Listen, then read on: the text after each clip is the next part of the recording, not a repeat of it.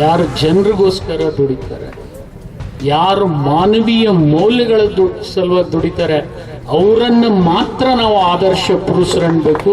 ಅದರಲ್ಲಿ ಟಿಪ್ಪು ಸುಲ್ತಾನ್ರು ಒಬ್ರು ಅಂತ ಹೇಳಿ ನಾನು ಹೇಳಬೇಕು. ಆ ತರಹ ತನ್ನ ಸಂಸ್ಥಾನದಲ್ಲಿ ಯಾರಾದ್ರೂ ಮಾಡ್ಲಿಲ್ಲ ಅಂತ ಹೇಳಿದ್ರೆ ಹಜರತ್ ಟಿಪ್ಪು ಸುಲ್ತಾನ್ರು ತ್ರಿಶೂಲದ ಮೇಲೆ ಅವರನ್ನ ಕೂರಿಸಿ ಶಿಕ್ಷೆಯನ್ನ ಕೊಡ್ತಿದ್ರಂತೆ. ಅವ್ರ 500 ಎಕರೆ ಜಮೀನ್ದಾರರಾಗಿರ್ಲಿ, 1000 ಎಕರೆ ಜಮೀನ್ದಾರರಾಗಿರ್ಲಿ, ಅವರಿಗೆ ತ್ರಿಶೂಲದ ಮೇಲೆ ಕೂರಿಸಿ ಶಿಕ್ಷೆಯನ್ನ ಕೊಟ್ಟಂತಹ ನಿಜವಾದ ಕಾರ್ಮಿಕ ಪರವಾದ ವ್ಯಕ್ತಿತ್ವ ಯಾರ್ದಾದ್ರೂ ಇದ್ರೆ ಅದು ಹಜರತ್ ಟಿಪ್ಪು ಸುಲ್ತಾನ್. ಭಾರತ ದೇಶದಲ್ಲಿ ಬರೆದವರು ಮುಸ್ಲಿಮರಲ್ಲ, ಇದು ಪಕ್ಕಾ ತಿಳ್ಕೊಬೇಕು ನಾವು. ಮುಸ್ಲಿಮೇತರರು, ಬ್ರಾಹ್ಮಣ ಸಮಾಜದ ಒಳ್ಳೆ ಜನ, ಇತಿಹಾಸಕಾರರು ಟಿಪ್ಪು ಸುಲ್ತಾನ್ ಅವ್ರ ಇತಿಹಾಸವನ್ನು, ನೈಜ ಇತಿಹಾಸವನ್ನು ಬರೆದ್ರು. ಟಿಪ್ಪು ಸುಲ್ತಾನ್ ಅವರು ಹೋರಾಟವನ್ನು ಮಾಡಿದ್ದಾರೆ, ತಮ್ಮ ಜೀವನವನ್ನೇ ಮುಡುಪಾಗಿಟ್ಟಿದ್ದಾರೆ. ಈ ದೇಶದಲ್ಲಿ ಎಲ್ಲರೂ ನನ್ನವರು ಅನ್ನುವಂಥ ಭಾವನೆಯನ್ನು ಇಟ್ಟುಕೊಂಡು ಸರಳ ಜೀವನವನ್ನು ಮಾಡತಕ್ಕಂಥ ಅಪರೂಪದ ಮಾಣಿಕ್ಯದ ವ್ಯಕ್ತಿಗಳವರು. ಆದರೆ ನೀವೇನು ಮಾಡಿದ್ರಿ ಅಂದರೆ ಜನರ ಮನಸ್ಸನ್ನು ಹೊಕ್ಕಿ ನೋಡ್ತಕ್ಕಂಥ ಪ್ರಯತ್ನ ಮಾಡಿದಿರಿ ಅಂದರೆ ಅದು ತಪ್ಪಾಗ್ಲಿಕ್ಕಿಲ್ಲ ಅಲ್ಲೂ ಕೂಡ ಅತಿ ಹೆಚ್ಚು ಸ್ವಾತಂತ್ರ್ಯಕ್ಕೋಸ್ಕರ ಹೋರಾಡದಂಥವರ ಹೆಸರುಗಳು ಯಾರ್ದಾದ್ರೂ ಇದ್ರೆ ಅದು ಮುಸಲ್ಮಾನರ ಹೆಸರು. ಸಿರಾಜುದ್ ದೌಲನಿಂದ ಹಿಡಿದು ಟಿಪ್ಪು ಸುಲ್ತಾನ್ರಿಂದ ಹಿಡಿದು ಹಜರತ್ ಬೇಗಂರಿಂದ ಹಿಡಿದು ಹಜರತ್ ಮಹಲ್ರಿಂದ ಹಿಡಿದು ಈ ನೆಲಕ್ಕೋಸ್ಕರ ಹೋರಾಟ ಮಾಡಿ ಈ ದೇಶಕ್ಕೆ ಸ್ವಾತಂತ್ರ್ಯವನ್ನ ತಂದುಕೊಡೋದ್ರಲ್ಲಿ ಮಹತ್ತರವಾದ ಪಾತ್ರವನ್ನ ನಿರ್ವಹಿಸಿರುವಂತಹ ನಾವು ನಮ್ಮ ಜವಾಬ್ದಾರಿಗಳಿಂದನೂ ಕೂಡ ದೂರ ಉಳಿಯೋದು ಬೇಡ. नुमाइंदगी करते हुए ये बता चुकी है कि मुस्लिम की लड़कियां भी इल्म के मैदान में, सियासत के मैदान में, दीगर और भी मैदानों में किसी से कम नहीं है. ये हमारी नुमाइंदगी करते हुए ಜಯಂತಿ ಟಿಪ್ಪು ಅವ್ರ ಹೆಸರಲ್ಲಿ ಯಾಕೆ ಆಗ್ತದಂದ್ರೆ ಹುಟ್ಟಿದವ್ರದ್ದು ಎಲ್ಲರದು ಜಯಂತಿ ಯಾಕಂದ್ರೆ ಅವರು ದೇಶಕ್ಕೆ ಸಲುವಾಗಿ ದುಡಿದಿದ್ರು ಅಂತೇಳಿ ಅವ್ರ ಜಯಂತಿ, ಅವ್ರ ಪುಣ್ಯತಿಥಿ ನಾವು ಮಾಡ್ತೀವಿ. ಇರುವಂತ ರಾಮಣ್ಣ ಒಂದು ಹಿಸ್ಟ್ರಿಯನ್ನು ಸಹಿತ ಇವತ್ತು ಎಡಿಟ್ ಮಾಡೋದು, ಫುಲ್ ಎಡಿಟ್ ಮಾಡೋ ಚಟ ಒಂದು ಬಿದ್ಬಿಟ್ಟೈತ್ರಿ ವನವಾದಿಗಳಿಗೆ ಮತ್ತೆ ಸಂಘ ಪರಿವಾರದವ್ರಿಗೆ. ಏನ್ ಮಾಡ್ತಾರಪ್ಪ ಅಂತಂದ್ರ ರಾಮ ಒಬ್ಬ ಶಂಭುಕನನ್ನ ಒಂದು ತಲೆ ಕಡಿ ಅಂತ ಹೇಳಿದ ಅಂತ ಹೇಳ್ತಾರೆ. ಇದು ನಂಬೋ ಮಾತನ್ರಿ. ರಾಮನ್ನ ನಾವು ಮರ್ಯಾದಾ ಪುರುಷೋತ್ತಮ ಅಂತ ಇಡೀ ಭಾರತ ದೇಶದಲ್ಲಿ ಹೊಗಳ್ತಾರ. ಅಂತವ್ರಿಂತ ಕೆಲಸ ಮಾಡಕ್ ಸಾಧ್ಯನಾ? ಇನ್ನೊಂದ್ ಮಾತು ಏನ್ ಹೇಳ್ತಾರಪ್ಪ ಅಂತಂದ್ರ ರಾಮ ಶೂರ್ಪನಖಿಯ ತಲೆ ಮತ್ತು ಮೊಲೆಯನ್ನ ಕಡ್ಕೊಂಡ್ ಬಾ ಅಂತ ಹೇಳೋಣ ಅಂತ ಹೇಳ್ತಾರ. ಬರೇ ಇಂಥದೇ ಎಡಿಟ್ ಮಾಡುದ ಇತಿಹಾಸವನ್ನ ತಿರ್ಚುದು. ಅದೇ ರೀತಿ ನಮ್ ಟಿಪ್ಪು ಸುಲ್ತಾನ್ ಅವರು ಮತಾಂಧ ಅಂತ खौफ से लड़ जाते थे, नक्श तौहीद का हर दिल पे बिठाया हमने, ज़ेरे खंजर भी ये पैगाम सुनाया. अब भी लेंगे, हम छीन के लेंगे, हम लेते रहेंगे. सब मिलकर बोलो, जरा जोर से बोलो, जरा इधर से बोलो. ವಿಸ್ತಾರ ಮಾಡಿದ್ದು ಟಿಪ್ಪು ಸುಲ್ತಾನ್ ಅವರು ಕೃಷ್ಣಾ ನದಿ ತೀರದವರೆಗೆ ಬಂತು. ಅದಕ್ಕೆ ನಾ ಹೇಳುದು ಏನಂದ್ರೆ, ಯಾರೂ ರಾಜರು ಆಗಿನ ಕಾಲದ ಮುಸ್ಲಿಂ ರಾಜ್ಯ ಇರ್ಬೋದು, ಬೇರೆ ರಾಜ್ಯರು ಇರ್ಬೋದು, ಅವ್ರು ಯಾವತ್ತು ಜಾತಿ ಸಲುವಾಗಿ ಯಾವತ್ತು ತಮ್ಮ ಧರ್ಮ ವಿಸ್ತಾರ ಮಾಡ್ಲಿಕ್ಕೆ ಹೋರಾಟ ಮಾಡಿಲ್ಲ, ಯುದ್ಧ ಮಾಡಿಲ್ಲ. ಈ ದೇಶದ ತಮ್ಮ ರಾಜ್ಯದ ತಮ್ಮ ಸಂಸ್ಥಾನಗಳನ್ನು ಉಳಿಸ್ಕೊಳ್ಳಕ್ಕೆ, ಸಂಸ್ಥಾನಗಳನ್ನು ವಿಸ್ತಾರ ಮಾಡ್ಲಿಕ್ಕೆ ಯುದ್ಧ ಮಾಡಿದ್ದಾರೆ. ಇವತ್ತು ಜಾತಿಗೆ ಬಂದು ಕೂತ ಇವತ್ತು ಜಗತ್ತು ಸೃಷ್ಟಿ ಮಾಡಿದೆ. ಈ ಜಗತ್ತಿನಲ್ಲಿ ಬರಾಗೂ ಏನು ತಂದಿಲ್ಲ, ಈ ಭೂಮಿಯನ್ನು ಬಿಟ್ಟು ಹೋಗಾಗೂ ಏನು ಒಯ್ದಿಲ್ಲ. ಇರುವುದು ನಸ್ವರ. ಈ ಭೂಮಿ ಮೇಲೆ ಇರ್ತಕ್ಕಂಥದ್ದು ಎಲ್ಲ ನಸ್ವರ ಇದೆ. ಇರು ತನಕ ಹೆಂಗ ಬದುಕೋದಪ್ಪ ಅಂದ್ರ ಹೌದು ಹೌದು ಅನ್ನುವಂಥ ರೀತಿಯಲ್ಲಿ ಬದುಕಿ ಚಂದಗೆ ಜೀವನ ಮಾಡ್ಕೊತ ಹೋಗೋಣ ಅನ್ನುವಂಥ ಮಾತನ್ನ. ನಮಸ್ಕಾರ, FM ನ್ಯೂಸ್ಗೆ ಸ್ವಾಗತ. ನಾನು ಭಾರ್ಗವಿ. ಇದೀಗ ಬಂದ ನ್ಯೂಸ್ ಅಪ್ಡೇಟ್. ಗ್ರಾಮದಲ್ಲಿ ಹಜರತ್ ಟಿಪ್ಪು ಸುಲ್ತಾನ್ ಅವರ ಜಯಂತಿ ಕಾರ್ಯಕ್ರಮ ಅದ್ದೂರಿಯಾಗಿ ಜರುಗಿತು. ವಿಜಯಪುರ ಜಿಲ್ಲೆಯ ಬಸವನ ಬಾಗೇವಾಡಿ ತಾಲೂಕಿನ ಉಕ್ಕಲಿ ಗ್ರಾಮದಲ್ಲಿ ಉಮರಾ ಸೋಷಿಯಲ್ ವೆಲ್ಫೇರ್ ಯಂಗ್ ಕಮಿಟಿ ವತಿಯಿಂದ ಹಮ್ಮಿಕೊಂಡಿದ್ದಂತಹ ಹಜರತ್ ಟಿಪ್ಪು ಸುಲ್ತಾನ್ ಅವರ ಜಯಂತಿಯನ್ನ ಭಾವಚಿತ್ರಕ್ಕೆ ಪುಷ್ಪಾರ್ಚನೆ ಮಾಡುವುದರ ಮೂಲಕ ಕಬ್ಬು, ಜವಳಿ, ಸಕ್ಕರೆ ಹಾಗೂ ಕೃಷಿ ಮಾರುಕಟ್ಟೆ ಸಚಿವ ಶಿವಾನಂದ ಪಾಟೀಲ್ ಕಾರ್ಯಕ್ರಮವನ್ನು ಉದ್ಘಾಟಿಸಿ ಮಾತನಾಡಿದರು. ರಾಜ್ಯ ಯುವ ಕಾಂಗ್ರೆಸ್ ಪ್ರಧಾನ ಕಾರ್ಯದರ್ಶಿ ಕುಮಾರಿ ನಜ್ಮಾ ನಜೀರಾ, ಎಸ್ಎಂ ಪಾಟೀಲ ಗಣಿಹಾರ ಕೂಡ ಮಾತನಾಡಿದರು. ಶ್ರೀ ಅಭಿನವ ಸಂಗನ ಬಸವ ಶಿವಾಚಾರ್ಯ ಮಹಾಸ್ವಾಮಿಗಳು, ಸಂಸ್ಥಾನ ಹಿರೇಮಠ ಮನಗೂಡಿ, ಶ್ರೀ ಮೌಲಾನಾ ಅಬುಶಾಮ ಕಾಜಿ ಮೌಲಾನಾ ಜಿಲಾನಿ ಕಾಸ್ಮಿ ಆಶೀರ್ವಚನ ನೀಡಿದರು. ಸಮಾರಂಭದಲ್ಲಿ ಸೀಮುಲ್ಲಾ, ಚಂದ್ರಶೇಖರ ಗೌಡ ಪಾಟೀಲ್, ರಜಾ ಕಲಾದಗಿ, ಗ್ರಾಮ ಪಂಚಾಯಿತಿ ಅಧ್ಯಕ್ಷ ನಿಂಗೊಂಡ ಸಿಂದಗಿ ಸೇರಿದಂತೆ ಹಲವು ಮಹನೀಯರು ಉಪಸ್ಥಿತರಿದ್ದರು. ಯಾರಾದರೂ ಟಿಪ್ಪು ಸುಲ್ತಾನ್ ಅವರ ಜಯಂತಿಯನ್ನು ಆಚರಣೆ ಮಾಡಿದ್ರೆ ಅದು ಉಕ್ಲಿ ಗ್ರಾಮಸ್ಥರು ಅಂತೇಳಿ ಬಹಳ ಹೆಮ್ಮೆಯಿಂದ. ದೇಶಕ್ಕೆ ಇವತ್ತಿನ ಪರಿಸ್ಥಿತಿ ಹಿನ್ನೆಲೆಯಲ್ಲಿ ಬಹಳ ಅನಿವಾರ್ಯ. ದೇವರ ಮೇಲೆ ಹುಟ್ಟಿಸಿದ್ದು ಎರಡು ಜಾತಿ, ಒಂದು ಗಂಡು ಒಂದು ಹೆಣ್ಣು. ಇತ್ತೀಚೆಗೆ ಎಲ್ಲೋ ಒಂದೆರಡು ಕಡೆ ತ್ರಿಲಿಂಗಗಳು ಸಿಗ್ತವೆ, ನಾನು ಇಲ್ಲ ಅಂತ ಹೇಳೋದಿಲ್ಲ. ಅದು ಅನಿವಾರ್ಯ. ಸ್ವಲ್ಪ ವಿಜ್ಞಾನದಲ್ಲಿ ವ್ಯತ್ಯಾಸ ಆದರೆ ಅಂಥ ಸನ್ನಿವೇಶದಲ್ಲಿ ಬೇರೆ ಮಕ್ಕಳು ಹುಟ್ಟುತ್ತವೆ, ನಾನು ಇಲ್ಲ ಅಂತ ಹೇಳೋದಿಲ್ಲ. ಅವರನ್ನು ಬಿಟ್ಟು ನಮ್ಮ ಬದುಕಿಲ್ಲ, ನಮ್ಮನ್ನು ಬಿಟ್ಟರು ಅವ್ರ ಬದುಕಿಲ್ಲ. ಆದರೆ ದುರ್ದೈವಶ ಜಗತ್ತಿನಲ್ಲಿ ನೂರಾರು ಜಾತಿ, ಸಾವಿರಾರು ಭಾಷೆ ಬಂದು ಮನುಷ್ಯತ್ವವನ್ನು ಮರ್ತಿದ್ದಾನೆ. ಇವತ್ತು ಜಗತ್ತಿನಲ್ಲಿ ಬಹಳ ಪ್ರಾಮುಖ್ಯವಾಗಿ ಮೂರು ಧರ್ಮಗಳನ್ನು ನಾವು ನೋಡ್ತೀವಿ. ಅದು ಇಸ್ಲಾಂ ಇರ್ಬೋದು, ಕ್ರಿಶ್ಚಿಯನ್ ಇರ್ಬೋದು, ಹಿಂದೂ ಧರ್ಮ ಇರ್ಬೋದು, ಬೌದ್ಧ ಧರ್ಮ ಇರ್ಬೋದು. ನಮ್ಮದೇ ಆದಂಥ ಮೌಲ್ಯ ಬಿಟ್ಟು ಆ ಧರ್ಮ ಸೃಷ್ಟಿಯಾಗಿಲ್ಲ. ಇವತ್ತು ಅವರಲ್ಲಿ ನೂರಾರು ಇದ್ದಾವೆ, ಆದರೆ ಅವರು ಯೇಸುನ್ನೇ ನಂಬ್ತಾರೆ. ನಮ್ಮಲ್ಲಿ ಕೂಡ ಹಿಂದೂ ಧರ್ಮದಲ್ಲಿ ನಾವು ಯಾರನ್ನು ನಂಬ್ತೀವಪ್ಪ ಅಂದ್ರೆ ರಾಮನ್ನೇ ನಂಬ್ತೀವಿ. ಆದರೆ ರಾಮನ್ನೇ ಆಸ್ತಿ ಮಾಡ್ಕೊಂಡು ಬದುಕಲಿಕ್ಕೆ ಹೋಗ್ತಾರಲ್ಲ, ಅವರನ್ನು ನಾವು ನಂಬಬಾರ್ದು. ರಾಮನ ಆದರ್ಶ ನಂಬ. ಎಲ್ಲ ಧರ್ಮದಲ್ಲಿ ಎಲ್ಲರೂ ಅವತಾರ ಪುರುಷರಾಗಿ ಜನ್ಮ ತಾಳಲಿಕ್ಕೆ ಸಾಧ್ಯ, ಆದರೆ ಅಂಥವರನ್ನೇ ನಾವು ಆದರ್ಶವಾಗಿ ಇಟ್ಕೊಂಡು ಬದುಕನ್ನ ಕಟ್ಕೊಳ್ಳಿಲ್ಲ. ಒಂದು ಕಾಲದಲ್ಲಿ ಹಿಂದೂ ಇರಲಿ, ಮುಸಲ್ಮಾನ್ ಇರಲಿ, ಮರಾಠ ಇರಲಿ, ಕ್ರಿಶ್ಚಿಯನ್ ಇರಲಿ, ನಾವು ಒಬ್ಬರನ್ನೊಬ್ಬರು ಬಿಟ್ಟು ಬದುಕ್ತಿರ್ಲಿಲ್ಲ. ನಮ್ಮ ಬಿಜಾಪುರದಲ್ಲೇ ನಾನು ಹುಟ್ಟಿದಾಗ ನೋಡಿದ್ದು, ಇಡೀ ಬಿಜಾಪುರ ಜಿಲ್ಲೆಯಲ್ಲಿ ಗ್ರಾಮೀಣ ಭಾಗದಲ್ಲಿ ಹಿಂದೂ ಮುಸ್ಲಿಮರು ಆಚರಣೆ ಮಾಡತಕ್ಕಂಥ ಮೊಹರಂ ಹಬ್ಬ ಇವತ್ತು ಮಾಯ ಆಗ್ತಾ ಇದೆ. ನಾವು ಡೋಲಿ ಹೊರಬೇಕಾದ್ರೆ ಹಿಂದೂನೇ ಹೊರತಿದ್ದ. ಯಾಕೆ ಎಸ್ ಎಂ ಪಾಟೀಲ್ 100 ಮನಗೊಳಗೂ ಹೊರತಾರೆ, ಇನ್ನು ಇಲ್ಲೇ ಕೋಲಾರದಾಗೂ ಹೊರತಾರೆ. ಆದ್ರೆ ಮೊಹರಂ ಬಂದ್ರೆ ಚೊಂಗೆ ತಿನ್ಬೇಕಾದ್ರೆ ನಾವು ಮುಸಲ್ಮಾನ್ ಮನೆಗೆ ಹೋಗ್ತಿದ್ವಿ. ಆದ್ರೆ ನಾವು ಈಗ MLA ಆಗಕ್ಕೆ ಜನತಾದಳಕ್ಕೂ ಹೋಗ್ತೀವಿ, BJPಗೆ ಹೋಗ್ತೀವಿ, ಕಾಂಗ್ರೆಸ್ಸಿಗೂ ಹೋಗ್ತೀವಿ.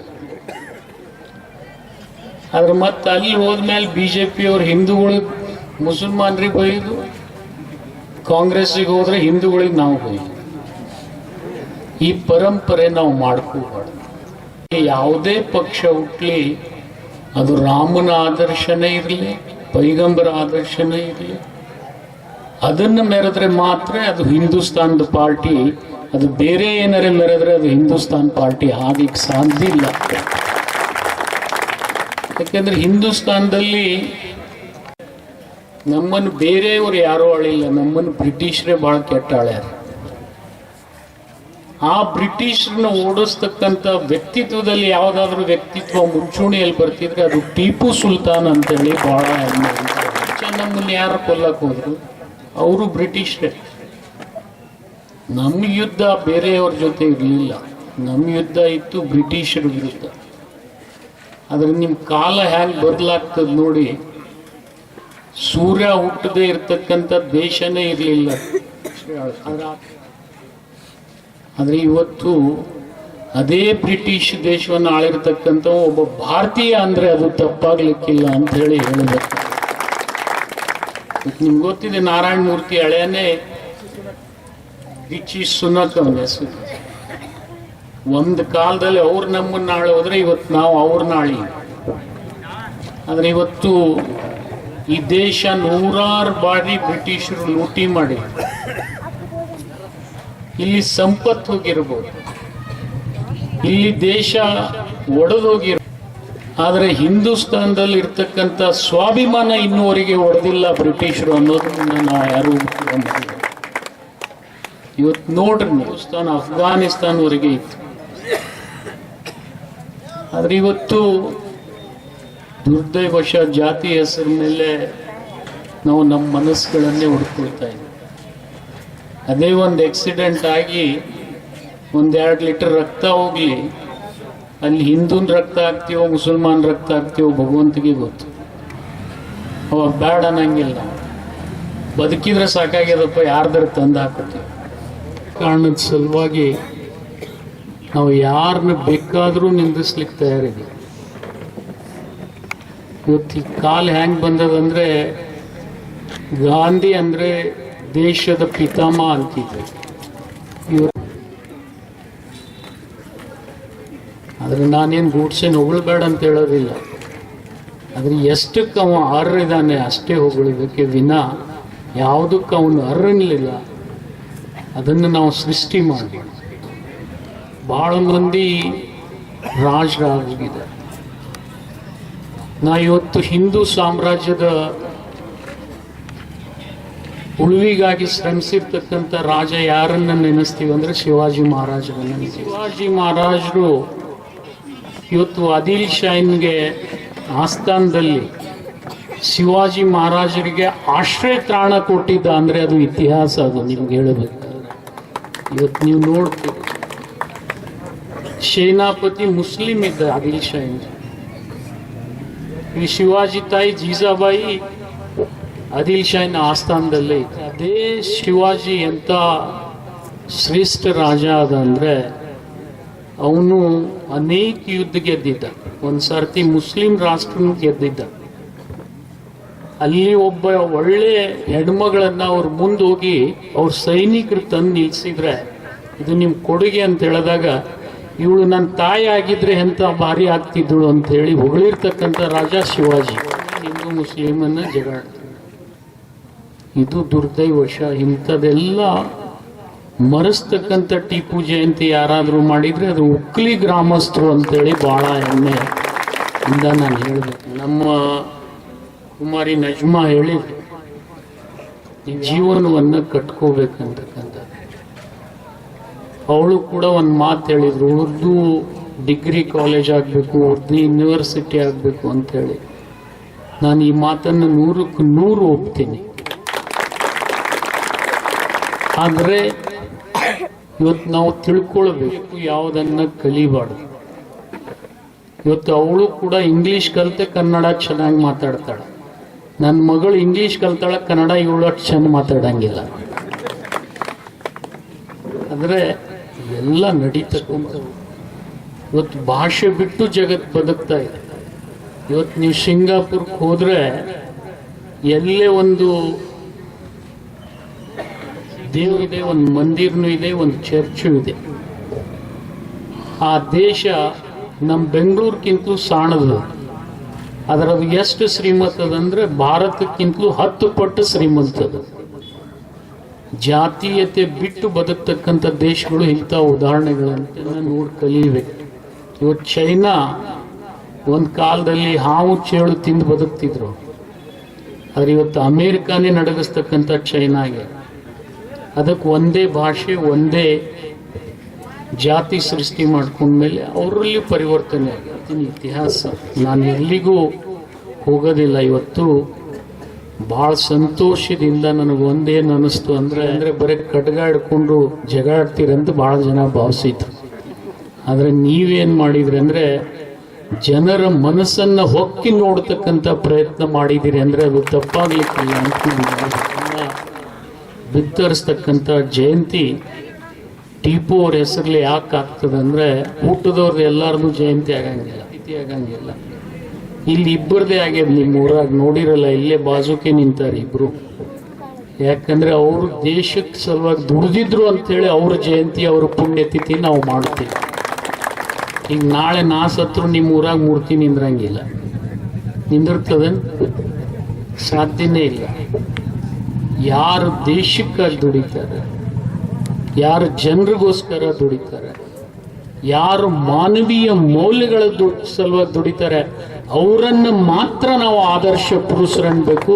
ಅದರಲ್ಲಿ ಟಿಪ್ಪು ಸುಲ್ತಾನ್ರು ಒಬ್ಬರು ಅಂತ ಹೇಳಿ ನಾನು ಹೇಳಬೇಕಾಗ್ತದೆ. ಮೌಲ್ಯಗಳನ್ನು ಮೆರೆದಿರ್ತಕ್ಕಂಥ ಟಿಪ್ಪು ಅವ್ರ ಬಗ್ಗೆ ನಜ್ಮಾ ಭಾಳ ಚೆನ್ನಾಗಿ ಹೇಳಿದ್ರು.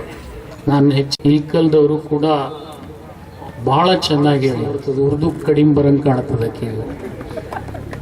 ಅಂಥವ್ರನ್ನೆಲ್ಲ ಸಮಾಜದಲ್ಲಿ ನಾವು ಸೃಷ್ಟಿ ಮಾಡ್ತೀವಿ. ನಾನು ಏನಾರೇ ಮಾತಾಡಿದ್ರೆ ಮತ್ತೆ ಬಿಜಾಪುರನಾಗ ಬೇರೆ ಸುದ್ದಿ ಬೇರೆ ವಿಡಿಯೋನೇ ಹೋಗ್ತದೆ. ನಾನು ಆ ರಾಡ್ಯಾಕಲ್ಲಿ ಹೋಗೋದು ಸಿಗಡಿಸ್ಕೊಳ್ಳೋದಿಲ್ಲ. ಸಮಯ ಬಂದಾಗ ಉತ್ತರ ಮಾತ್ರ ಕೊಡೋದು ಬಿಡೋದಿಲ್ಲ. ಇದನ್ನು ಹೇಳೋ ಸಮಯ ಬರಬೇಕಷ್ಟೇ. ನನಗೆ ಗೊತ್ತದ ರಾಜಕೀಯ ಒಳಗೆ ಯಾರ್ಯಾರಿಗೆ ಜೀವ ಕೊಟ್ಟೀನಿ, ಯಾರ್ಯಾರ ಜೀವ ತೆಗ್ದೀನಿ ಅನ್ನೋದು ನನಗೆ ಗೊತ್ತದ. ನಂದು ತೆಗ್ದಾರ ಭಾಳ ಮಂದಿ ಇಲ್ಲ ಅಂತ ಹೇಳೋದಿಲ್ಲ. ಏನು ಒಂದಾದ್ರೆ ನನಗೊಂದು ಭಾಳ ಸಂತೋಷ ಅನ್ನಿಸ್ತದೆ.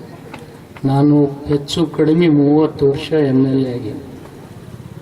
ಆ 30 ವರ್ಷದೊಳಗೆ ಒಂದೇ ಒಂದು ಊರಲ್ಲಿ ಒಂದು ವಿಚಿತ್ರ ಕೇಳಿದ್ದು. ಎಲ್ಲ ಊರಾಗ ಬ್ಯಾರೇನೆ ಕೇಳ್ತಾರೆ, ಗುಡಿ ಕೇಳ್ತಾರೆ, ಮಸೂತಿ ಕೇಳ್ತಾರೆ, ರೋಡ್ ಕೇಳ್ತಾರೆ, ನೀರು ಕೇಳ್ತಾರೆ, ಲೈಟ್ ಕೇಳ್ತಾರೆ. ಇನ್ನೊಂದು ಸ್ವಲ್ಪ ಹೆಚ್ಚಿಗಾದ್ರೆ ಅವ್ರ ಮನೆ ಕಟ್ಕೊಡು ಅಂತ ಕೇಳ್ತಾರೆ. ಆದ್ರೆ ಶಾಲೆ ಕೇಳಿರ್ತಕ್ಕಂಥ ಏಕೈಕ ಊರು ಯಾವ್ದಾದ್ರು ಇದ್ರೆ ಅದು ಉಕ್ಕಲಿ ಅಂತ ಹೇಳಿ ನಾನು ಈ ಮಕ್ಕಳು 3 ದಿವಸ ಸಲುವಾಗಿ ಸ್ಟ್ರೈಕ್ ಮಾಡಿದ್ರೆ ನಾನು ಯಾರಿಗೂ ಹೇಳಲಾರ್ದೆ ಉಕ್ಕಲಿಗೆ ಬಂದೆ. ನನಗೆ ಯಾರೇ ಊರು ಬಿಟ್ಟು ಬೆಂಗಳೂರು ಬಿಟ್ಟು ಈ ಊರಿಗೆ ಕರೆಸ್ಬೇಕು ಅಂತ ಹೇಳಿ ಸ್ಟ್ರೈಕ್ ಮಾಡಿದ್ದು ಒಂದೇ ಒಂದು ಊರು ಅಂದ್ರೆ ಅದು ಉಕ್ಕಲಿ ಊರು. ನಾನು ಅವ್ರ ಶಾಲೆಗೆ ಸ್ಟ್ರೈಕ್ ಮಾಡ್ಯಾರದ್ ಬಂದೀನಿ. ಮತ್ತು ನೀವು ಏನಾರೇ ಬೇರೆ ಮಾಡ್ತೀನಿ ಅಂದ್ರೆ ನಾನು ಬರೋ ಮಗ ಅಲ್ಲ. ಅಂತ ಒಂದು ಆದರ್ಶತನ ನಿಮ್ಮಲ್ಲಿ ಸೃಷ್ಟಿ ಆಗ್ತಾ ಇದೆ. ಕೊಡ್ಲಿ ಇಂಥ 100 ಟಿಪ್ಪು ಜಯಂತಿಯನ್ನು ನಾವು ಮಾಡೋಣ. ಅದರ ಅರ್ಥಪೂರ್ಣವಾಗಿ ಟಿಪ್ಪು ಜಯಂತಿ ಮಾಡೋಣ ಅಂತಕ್ಕಂಥ ಮಾತನ್ನ ಇವತ್ತು ನಾನು ಹೇಳಬೇಕಾಗಿ ಮಾಡ್ತಕ್ಕಂಥ ಅನೇಕರು SM ಪಾಟೀಲ್ರು ಮಾತಾಡಿದ್ದಾರೆ, ಸೋದರಿಗಳು ಮಾತಾಡಿದ್ದಾರೆ, ಅನೇಕರು ಮಾತಾಡಿದ್ರೆ. ಪರಂಪರ ಜಯಂತಿಯನ್ನು ತಾವು ಆಚರಣೆ ಮಾಡಿದಿರಿ. ನಿಮಗೆ ಕೋಟಿ ಕೋಟಿ ನಮನಗಳನ್ನು ಸಲ್ಲಿಸಿ ನನ್ನ 4 ಮಾತು की नुमाइंदगी करते हुए ये बता चुकी है कि मुस्लिम की लड़कियां भी इल्म के मैदान में, सियासत के मैदान में, दीगर और भी मैदानों में किसी से कम नहीं है. ये हमारी नुमाइंदगी करते हुए, ये इधर बैठने वाले लड़कियों की नुमाइंदगी करते हुए, इधर बैठने वाले खवातीन की नुमाइंदगी करते हुए, रियासत भर में हमारी नुमाइंदगी करते हुए अपनी खास पहचान बनाते हुए हमारे आज के इस प्रोग्राम में तशरीफ लाई है.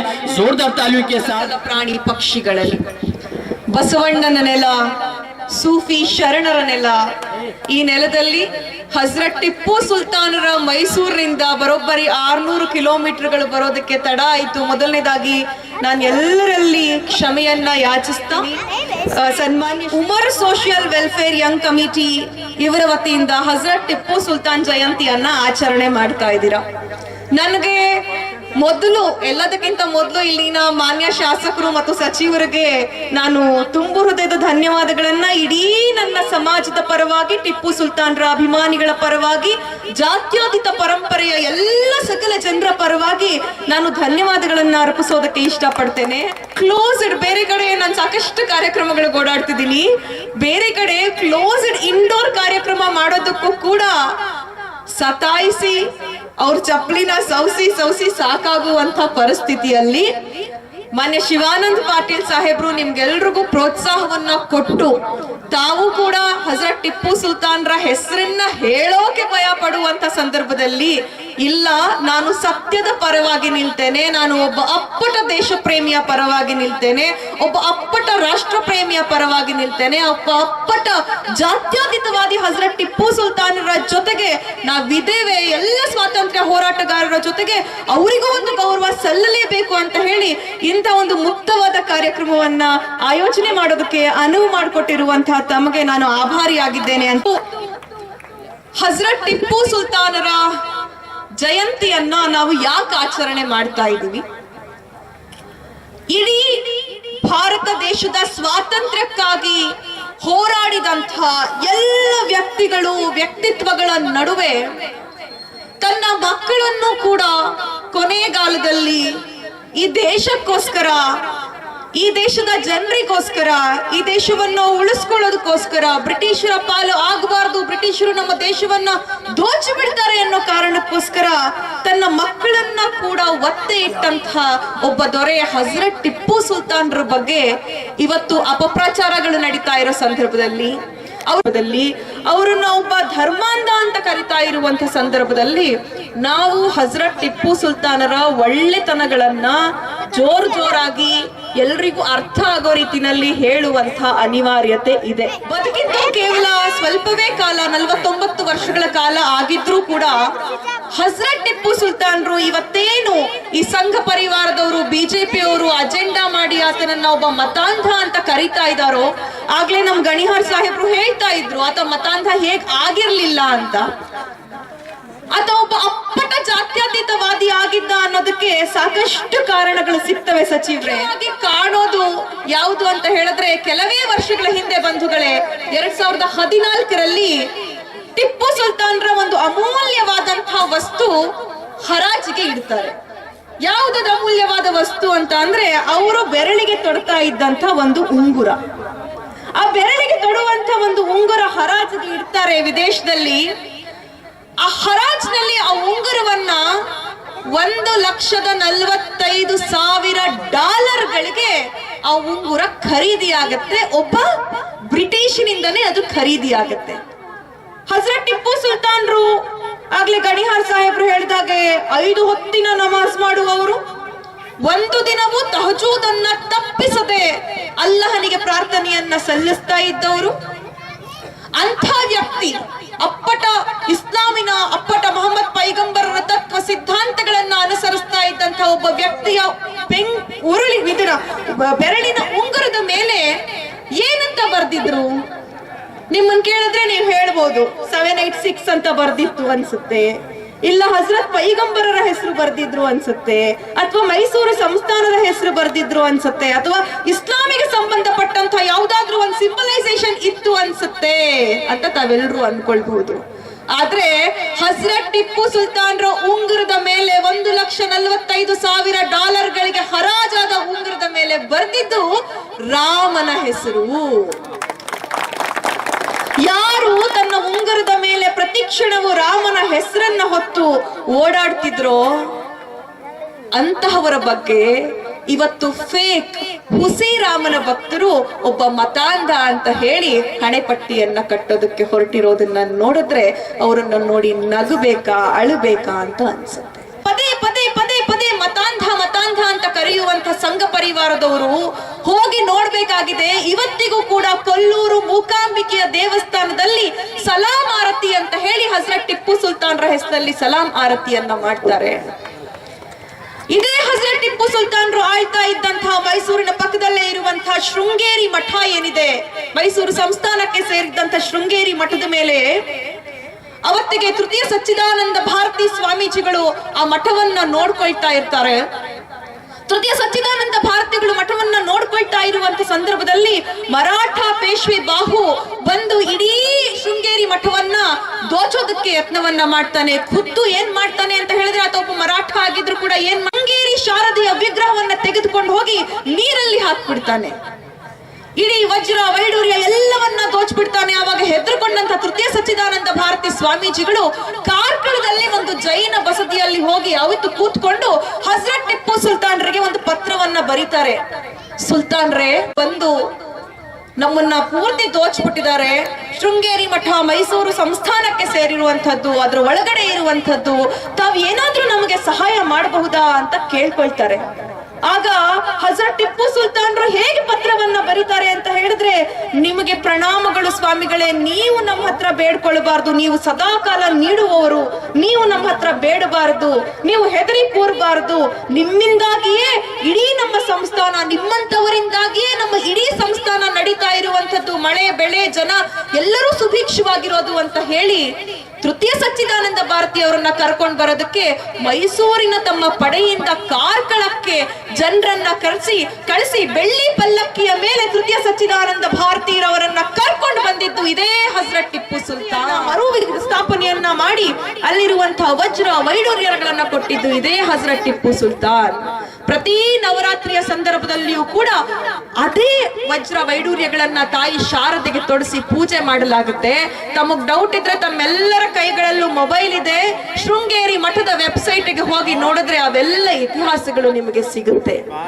ನಮ್ಮದೇ ಜಿಲ್ಲೆ ಮೈಸೂರು ಜಿಲ್ಲೆಗೆ ಸೇರಿರುವಂತಹ ನಂಜುಕೊಟ್ಟಿದ್ದು ಮೇಲುಕೋಟೆಯ ದೇವಸ್ಥಾನಗಳಿಗೆ ವಜ್ರ ವೈಡೂರ್ಯಗಳನ್ನ ಕೊಟ್ಟಿದ್ದು, ಆನೆಗಳನ್ನ ಕೊಟ್ಟಿದ್ದು ಇದೇ ಹಜರತ್ ಟಿಪ್ಪು ಸುಲ್ತಾನ್. ಇಂತಹ ಸರ್ವಧರ್ಮ ಪ್ರೇಮಿಯೊಬ್ಬನನ್ನ ನೀವು ಪದೇ ಪದೇ ಮತಾಂಧ ಧರ್ಮಾಂಧ ಅಂತ ಹಣೆಪಟ್ಟಿಯನ್ನ ಎಷ್ಟೇ ಕಟ್ಟೋದಕ್ಕೆ ಹೊರಟರು ಕೂಡ ಈ ದೇಶದಲ್ಲಿ ನಮ್ಮ ಶಿವಾನಂದ ಪಾಟೀಲ್ ಸಾಹೇಬ್ರಂತ ನಿಜವಾದ ಜಾತ್ಯತೀತ ವ್ಯಕ್ತಿಗಳು ಎಲ್ಲಿಯವರೆಗೆ ಇರ್ತಾರೋ ಅಲ್ಲಿಯವರೆಗೂ ಕೂಡ ಹಜರತ್ ಟಿಪ್ಪು ಸುಲ್ತಾನ್ರ ಹೆಸರು ಅಜರಾಮರವಾಗಿ ಇರುತ್ತೆ. ನಾವಿವತ್ತು ವಿಶೇಷವಾಗಿ ನಾನೊಬ್ಬ ರೈತನ ಮಗಳಾಗಿ ಹೆಮ್ಮೆಯಿಂದ ಹೇಳ್ಕೊಳ್ತೇನೆ, ಈ ನೆಲಕ್ಕೆ ರೇಷ್ಮೆಯನ್ನ ಪರಿಚಯಿಸಿದ್ದು ಹಜರತ್ ಟಿಪ್ಪು ಸುಲ್ತಾನ್. ಈ ನೆಲಕ್ಕೆ ಹತ್ತಿ ಬೆಳೆಯನ್ನ ಪ್ರೋತ್ಸಾಹ ಕೊಟ್ಟಿದ್ದು ಇದೇ ಹಜರತ್ ಟಿಪ್ಪು ಸುಲ್ತಾನ್. ನೀಲಿ ಬೆಳೆಗೆ ಪ್ರೋತ್ಸಾಹವನ್ನ ಕೊಟ್ಟಿದ್ದು ಇದೇ ಹಜರತ್ ಟಿಪ್ಪು ಸುಲ್ತಾನ್. ಅಕಸ್ಮಾತ್ ಹಜರತ್ ಟಿಪ್ಪು ಸುಲ್ತಾನ್ರು ವಿವೇಚನೆ ಇಲ್ಲದೆ ಇರೋರು, ದುರಾಡಳಿತವನ್ನ ನಡೆಸಿದವರಾಗಿರ್ತಿದ್ರೆ ನಾವೆಲ್ಲರೂ ಹೆಮ್ಮೆಯಿಂದ ಗೌರವಿಸುವ ನಮಿಸುವ ನಾಲ್ವಡಿ ಕೃಷ್ಣರಾಜ ಒಡೆಯರ್ ರವರು ಇದೇ ಹಜರತ್ ಟಿಪ್ಪು ಸುಲ್ತಾನ್ ರವರು ಕನ್ನಂಬಾಡಿ ಕಟ್ಟೆಯನ್ನ ಕಟ್ಟೋದಕ್ಕೆ ಕೆತ್ತಿಸಿದಂತ ಕಲ್ಲನ್ನ ಯಾಕೆ ಇವತ್ತಿಗೂ ಕೂಡ ಉಳಿಸ್ಕೊಳ್ತಾ ಇದ್ರು ಅನ್ನೋದನ್ನ ನಮಗ್ ನಾವು ಪ್ರಶ್ನೆ ಮಾಡ್ಕೊಳ್ಬೇಕಾಗಿದೆ.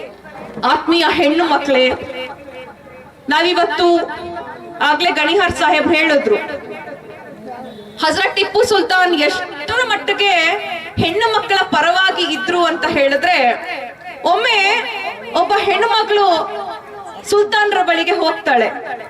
ಸುಲ್ತಾನ್ರ ಬಳಿಗೆ ಹೋಗಿ, ನೋಡಿ ಸುಲ್ತಾನ್ರೆ, ತಾವ್ ಎಷ್ಟೇ ಸುಭಿಕ್ಷವಾಗಿತ್ತು, ಗಂಡಸರು ಕುಡಿಯುವ ಚಟದ ಕಾರಣದಿಂದಾಗಿ ನಮ್ಮ ಜೀವನಗಳು ಬೀದಿಗೆ ಬಂದ್ಬಿಟ್ಟಿದಾವೆ, ಮಕ್ಕಳನ್ನ ನೋಡ್ತಾ ಇಲ್ಲ, ಹೊಡಿತಾ ಇದ್ದಾರೆ, ಬಡಿತಾ ಇದ್ದಾರೆ ಅಂತ ಹೇಳ್ತಾರೆ.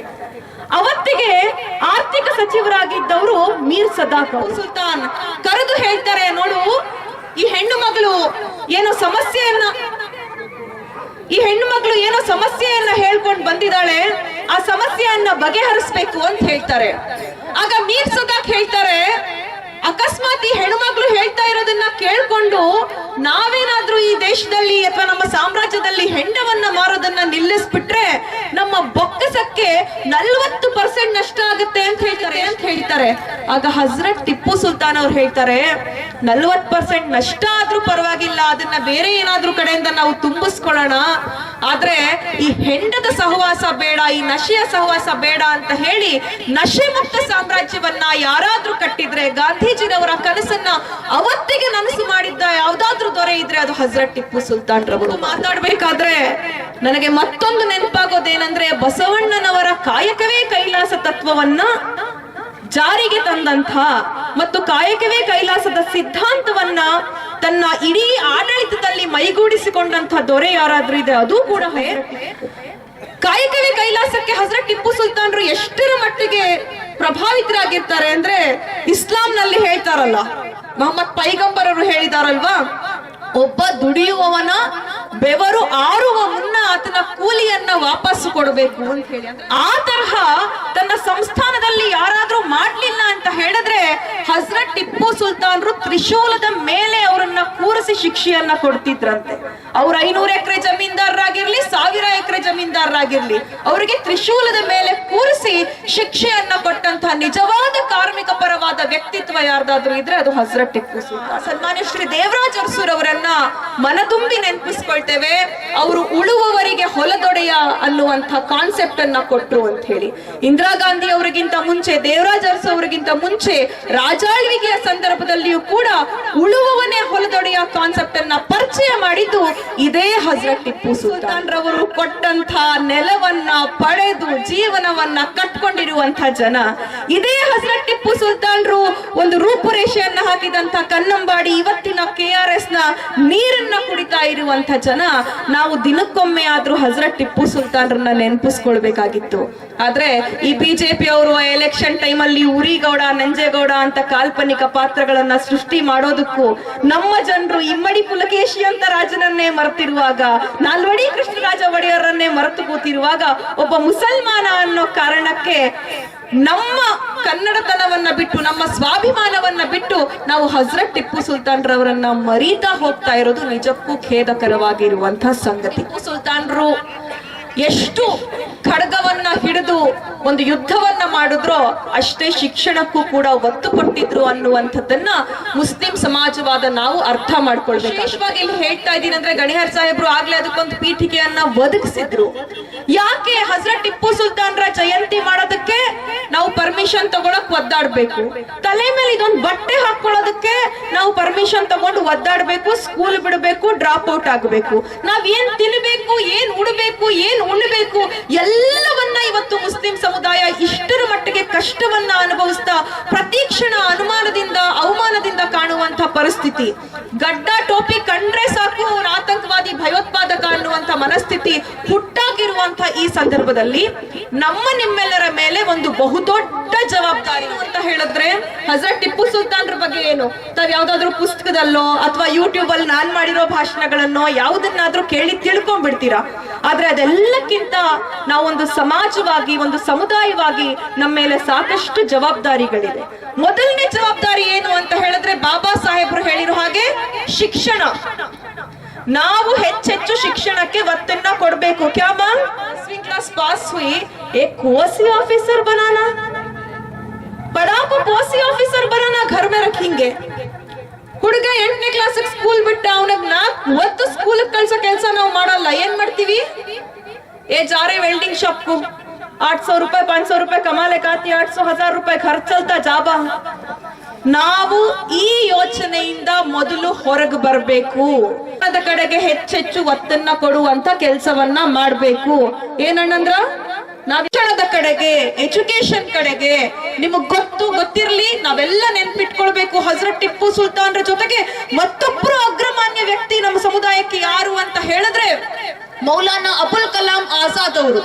ಮೌಲಾನಾ ಅಬುಲ್ ಕಲಾಂ ಆಜಾದ್ ರವರು ಕಾಂಗ್ರೆಸ್ನ ಅತಿ ಕಿರಿಯ, ಇಂಡಿಯನ್ ನ್ಯಾಷನಲ್ ಕಾಂಗ್ರೆಸ್ನ ಅತಿ ಕಿರಿಯ ರಾಷ್ಟ್ರಾಧ್ಯಕ್ಷರಾಗಿದ್ದವರು, ಜೊತೆಗೆ ಈ ಭಾರತ ದೇಶದ ಪ್ರಪ್ರಥಮ ಶಿಕ್ಷಣ ಮಂತ್ರಿ ಆಗಿದ್ದಂಥವ್ರು. ಸರ್ ಮಾತಾಡ್ತಿದ್ರಲ್ಲ, ಅಂತಹ ಶಿಕ್ಷಕರನ್ನು ಹುಟ್ಟಾಕಿದಂತ, ಆ ತರದ ಯೋಚನೆಗಳನ್ನ ಇಟ್ಕೊಂಡಿದ್ದಂತ ಒಬ್ಬ ದಾರ್ಶನಿಕವಾಗಿರುವಂತ ಎಜುಕೇಶನಿಸ್ಟ್ ಆಗಿದ್ದವರು. ಇವತ್ ನಾವೇನ್ ಡಿಗ್ರಿ ಕೋರ್ಸ್ ಅಂತ ಕರಿತೀವಿ, UGC ಅಂತ ಕರಿತೀವಿ, ಅಥವಾ ಹೊಸ ಶಿಕ್ಷಣ ನೀತಿಗಳಂತ ಕರಿತೀವಿ, ಅದನ್ನೆಲ್ಲ ಪರಿಚಯ ಮಾಡಿಕೊಟ್ಟವರು ಮೌಲಾನಾ ಅಬುಲ್ ಕಲಾಂ ಆಜಾದ್ ಅವರು. ನಮ್ಗೆ ಎಜುಕೇಶನ್ ಸಿಸ್ಟಮ್ ತಂದು ಕೊಟ್ಟಿರೋದು. ಹಾಗಾಗಿ ನಾನು ನಿಮ್ಮ ಹತ್ರ ರಿಕ್ವೆಸ್ಟ್ ಮಾಡ್ಕೊಳ್ಳೋದೇನಂದ್ರೆ, दीनी तालीम के साथ साथ दुनियावी तालीम भी बहुत इंपॉर्टेंट है. कुरान में कुरान शुरू होता है सो कान से, इखरा. इखरा का मतलब क्या? पढ़ो, पढ़ो और पढ़ो, सीखो. क्या सीखना? सो दीनी तालीम, दुनियावी तालीम, दो भी हमें सीखना. हमें हुनर के ऊपर खड़ने की खौम. हमारे इनको से हुनर एक दाल को भेज को छता, बट हमें वो यूटिलाइज कैसा कर ले रही, वो इम्पोर्टेंट. कौन की भड़काए, कौन की क्या की बोले, मारो तोड़ो, ये सब नहीं करना. ಯಾರಾದ್ರೂ ಹೊಡೀರಿ ಬಡೀರಿ ಅಂತ ಮಾತಾಡಿದ್ರೆ ಅವರ ಮಾತುಗಳಿಗೆ ಉದ್ರೇಕಗೊಳ್ಳುವಂತ ಯಾವ ಅವಶ್ಯಕತೆಗಳು ಇಲ್ಲ. ಇಸ್ಲಾಂ ಕೂಡ ಉಳಿಸಿಕೊಳ್ಳುವ ಧರ್ಮ ಯಾವುದೂ ಇಲ್ಲ. ಹಾಗಾಗಿ ನಾವೆಲ್ಲರೂ ಕೂಡ ಶಿಕ್ಷಣದ ಕಡೆಗೆ ಹೆಚ್ಚೆಚ್ಚು ಪ್ರಜ್ಞೆಯನ್ನ ಕೊಡಬೇಕು. ಅಕಸ್ಮಾತ್ ಇವತ್ತು ನಮ್ಮ ಸಮುದಾಯದಲ್ಲಿ ಹೆಚ್ಚೆಚ್ಚು IAS ಆಫೀಸರ್ಗಳು, ಹೆಚ್ಚೆಚ್ಚು IPS ಆಫೀಸರ್ಗಳು, ಅಟ್ಲೀಸ್ಟ್ ಒಬ್ರು ಪೊಲೀಸ್ ಕಾನ್ಸ್ಟೇಬಲ್ಗಳು ನಮ್ಮ ಕುಟುಂಬಗಳಲ್ಲಿ ಇದ್ದಾರಾ ಅಂತ ನಮ್ಮನ್ನ ನಾವು ನೋಡ್ಕೊಂಡ್ರೆ ಅದಕ್ಕೆ ಸಿಗೋ ಫಲಿತಾಂಶ ಶೂನ್ಯ. ಇವತ್ತು ನಮ್ಮ ಸರ್ಕಾರ ಎಷ್ಟೆಲ್ಲ ಯೋಜನೆಗಳನ್ನ ಮಾಡ್ತಾ ಇದೆ. ಫಾರಿನ್ ಸ್ಟಡೀಸ್ ಮಾಡುವಂತವರಿಗೆ ಸ್ಕಾಲರ್ಶಿಪ್ ಇದೆ, MBBS ಮಾಡೋರಿಗೆ, ಇಂಜಿನಿಯರಿಂಗ್ ಮಾಡೋರಿಗೆ, IAS KS ಕೋಚಿಂಗ್ ಗಳನ್ನ ಉಚಿತವಾಗಿ ನಮ್ಮ ಕಾಂಗ್ರೆಸ್ ಸರ್ಕಾರ ಇವತ್ತು ಕೊಡ್ತಾ ಇದೆ. ಇಷ್ಟಪಡ್ತೀನಿ ಅದನ್ನ ಬಳಸ್ಕೊಳ್ತಾ ಇರುವಂತ ಸಂಖ್ಯೆಯಲ್ಲಿ ನಾರ್ತ್ ಕರ್ನಾಟಕದವರೇ ಜಾಸ್ತಿ ಇದ್ದಾರೆ. ನಾವು ಸೌತ್ ಕರ್ನಾಟಕದವ್ರು ಇನ್ನೂ ಕೂಡ ಹಿಂದೆ ಉಳಿದಿದ್ದೀವಿ. ಹಾಗಾಗಿ ನಾನು ನಿಮ್ಮೆಲ್ಲರ ಹತ್ರ ವಿನಂತಿ ಮಾಡ್ಕೊಳ್ಳೋದೇನಂದ್ರೆ, ಶಿಕ್ಷಣಕ್ಕೆ ಮಹತ್ತರವಾದ ಪಾತ್ರವನ್ನ ಕೊಡಬೇಕು. ನಾವು ಅಕಸ್ಮಾತ್ ಶಿಕ್ಷಣಕ್ಕೆ ಹೆಚ್ಚು ಮಹತ್ತರವಾದ ಪಾತ್ರವನ್ನ ಕೊಟ್ರೆ, ನಾವು ಓದಿದ್ರೆ, ನಾವು ತಿಳ್ಕೊಂಡ್ರೆ, ಇವತ್ತೇನ್ ಇವ್ರು ವಾಟ್ಸ್ಆಪ್ ಯೂನಿವರ್ಸಿಟಿಗಳಲ್ಲಿ ಸುಳ್ಳನ್ನ ಹಬ್ಬಿಸ್ತಾ ಇದಾರಲ್ಲ, ಅದಕ್ಕೆ ಉತ್ತರ ಕೊಡಬಹುದು. ಇದು 50,000 ಜನ 2 ಲಕ್ಷ ಜನನ ಟಿಪ್ಪು ಮತಾಂತರ ಮಾಡಿದ್ರು ಅಂತ ಹೇಳ್ತಾರಲ್ವಾ, ಅಂತವರಿಗೆ ನಮ್ಮ ಮಕ್ಕಳು ಪ್ರತಿ ಊರಲ್ಲಿ ಉತ್ತರ ಕೊಡುವಂತವ್ರಾಗಬೇಕು, ಸತ್ಯಗಳನ್ನ ತಿಳ್ಕೊಳ್ಳುವಂತವ್ರಾಗಬೇಕು. ಅದಾದ ನಂತರ ನಮಗ್ ತುಂಬಾ ಮುಖ್ಯ ಇರೋದು ಸಂಘಟನೆ. ಯಾವ ತರದ ಸಂಘಟನೆ? ಬಿರಿಯಾನಿ ಪಕ್ಕಾಯ್ ಖಾಯೆ ಡಿಜೆ ದಾಲೆ ನಾಚೆ ಇದೀ ತರದ ಸಂಘಟನೆ ಅಲ್ಲ. ಯಾರಾದ್ರೂ ಮಕ್ಕಳು ಸ್ಕೂಲ್ ಬಿಟ್ಟಿದ್ದಾರೆ, ಯಾರಾದ್ರೂ ತಪ್ಪು ದಾರಿಗೆ ನಡೀತಾ ಇದ್ದಾರೆ, ಯಾರಾದ್ರೂ ಕೆಟ್ಟ ಕೆಲಸ ಮಾಡ್ತಾ ಇದ್ದಾರೆ ಅಂದ್ರೆ ಅವರನ್ನ ಸರಿದಾರಿಗೆ ಎಳ್ಕೊಂಡು ಬರುವಂತ ಸಂಘಟನೆಗಳು ನಮ್ಮ ಮಕ್ಕಳೆಲ್ಲ ಸೇರಿ ಕಟ್ಟಬೇಕು, ಅದಕ್ಕೆ ಶ್ರಮಿಸ್ಬೇಕು.